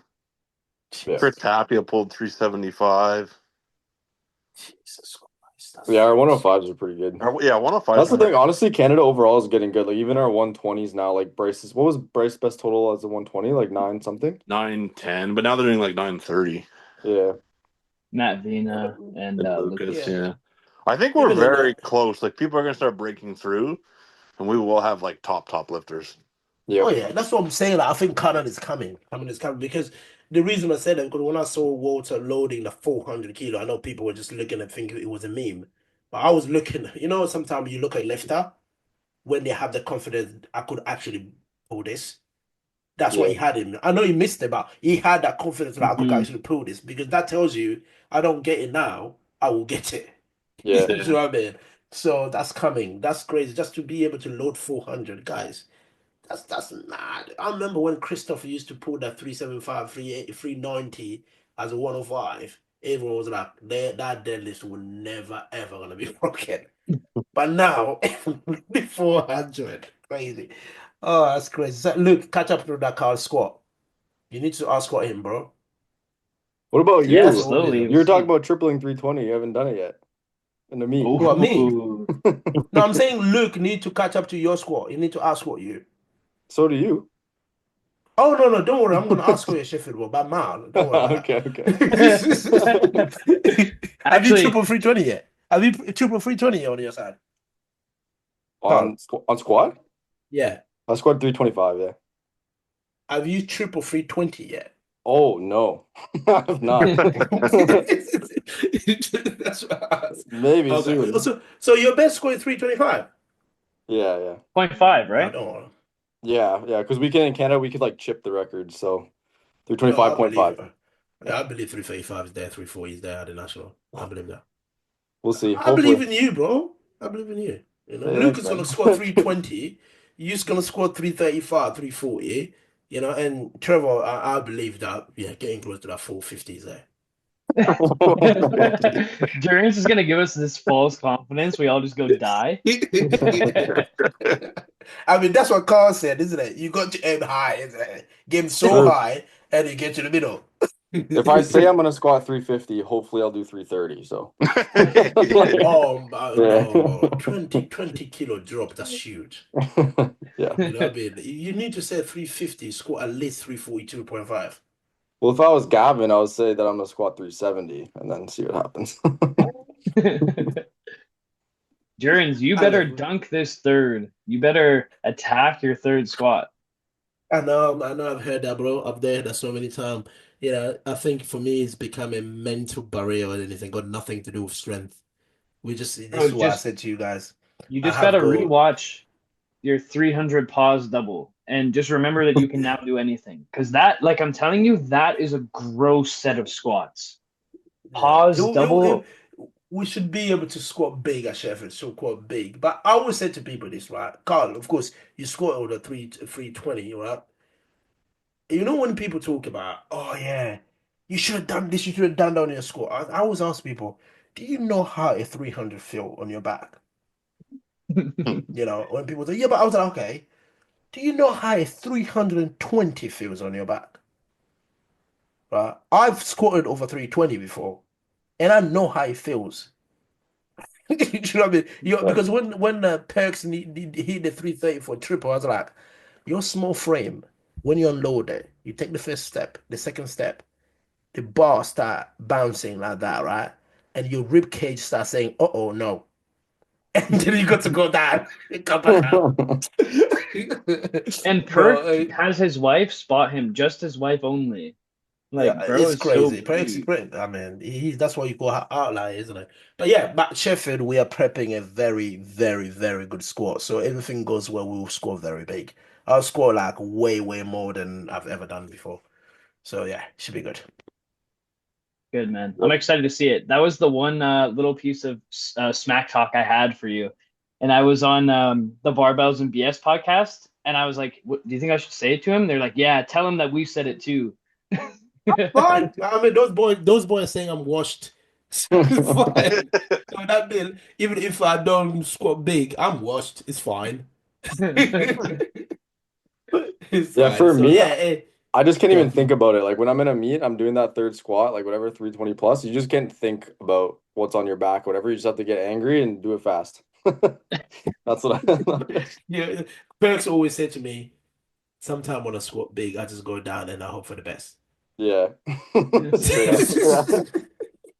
I hope for the best. I'll come back up. You can't So think about yeah. it because I find if I think too much about it, I'll similar to you. If I go too slow on a descent, like I'm hesitant, I'll go too slow. I'm squatting that shit high, and it's also gonna be slow and hard and ugly. Mhm. Yeah, He's got yeah, true, true. yeah. Yeah, for me, we've changed a few things how to get me a little bit faster in the hole. So I think we start seeing that, you know, especially at the World Games, we saw that as well.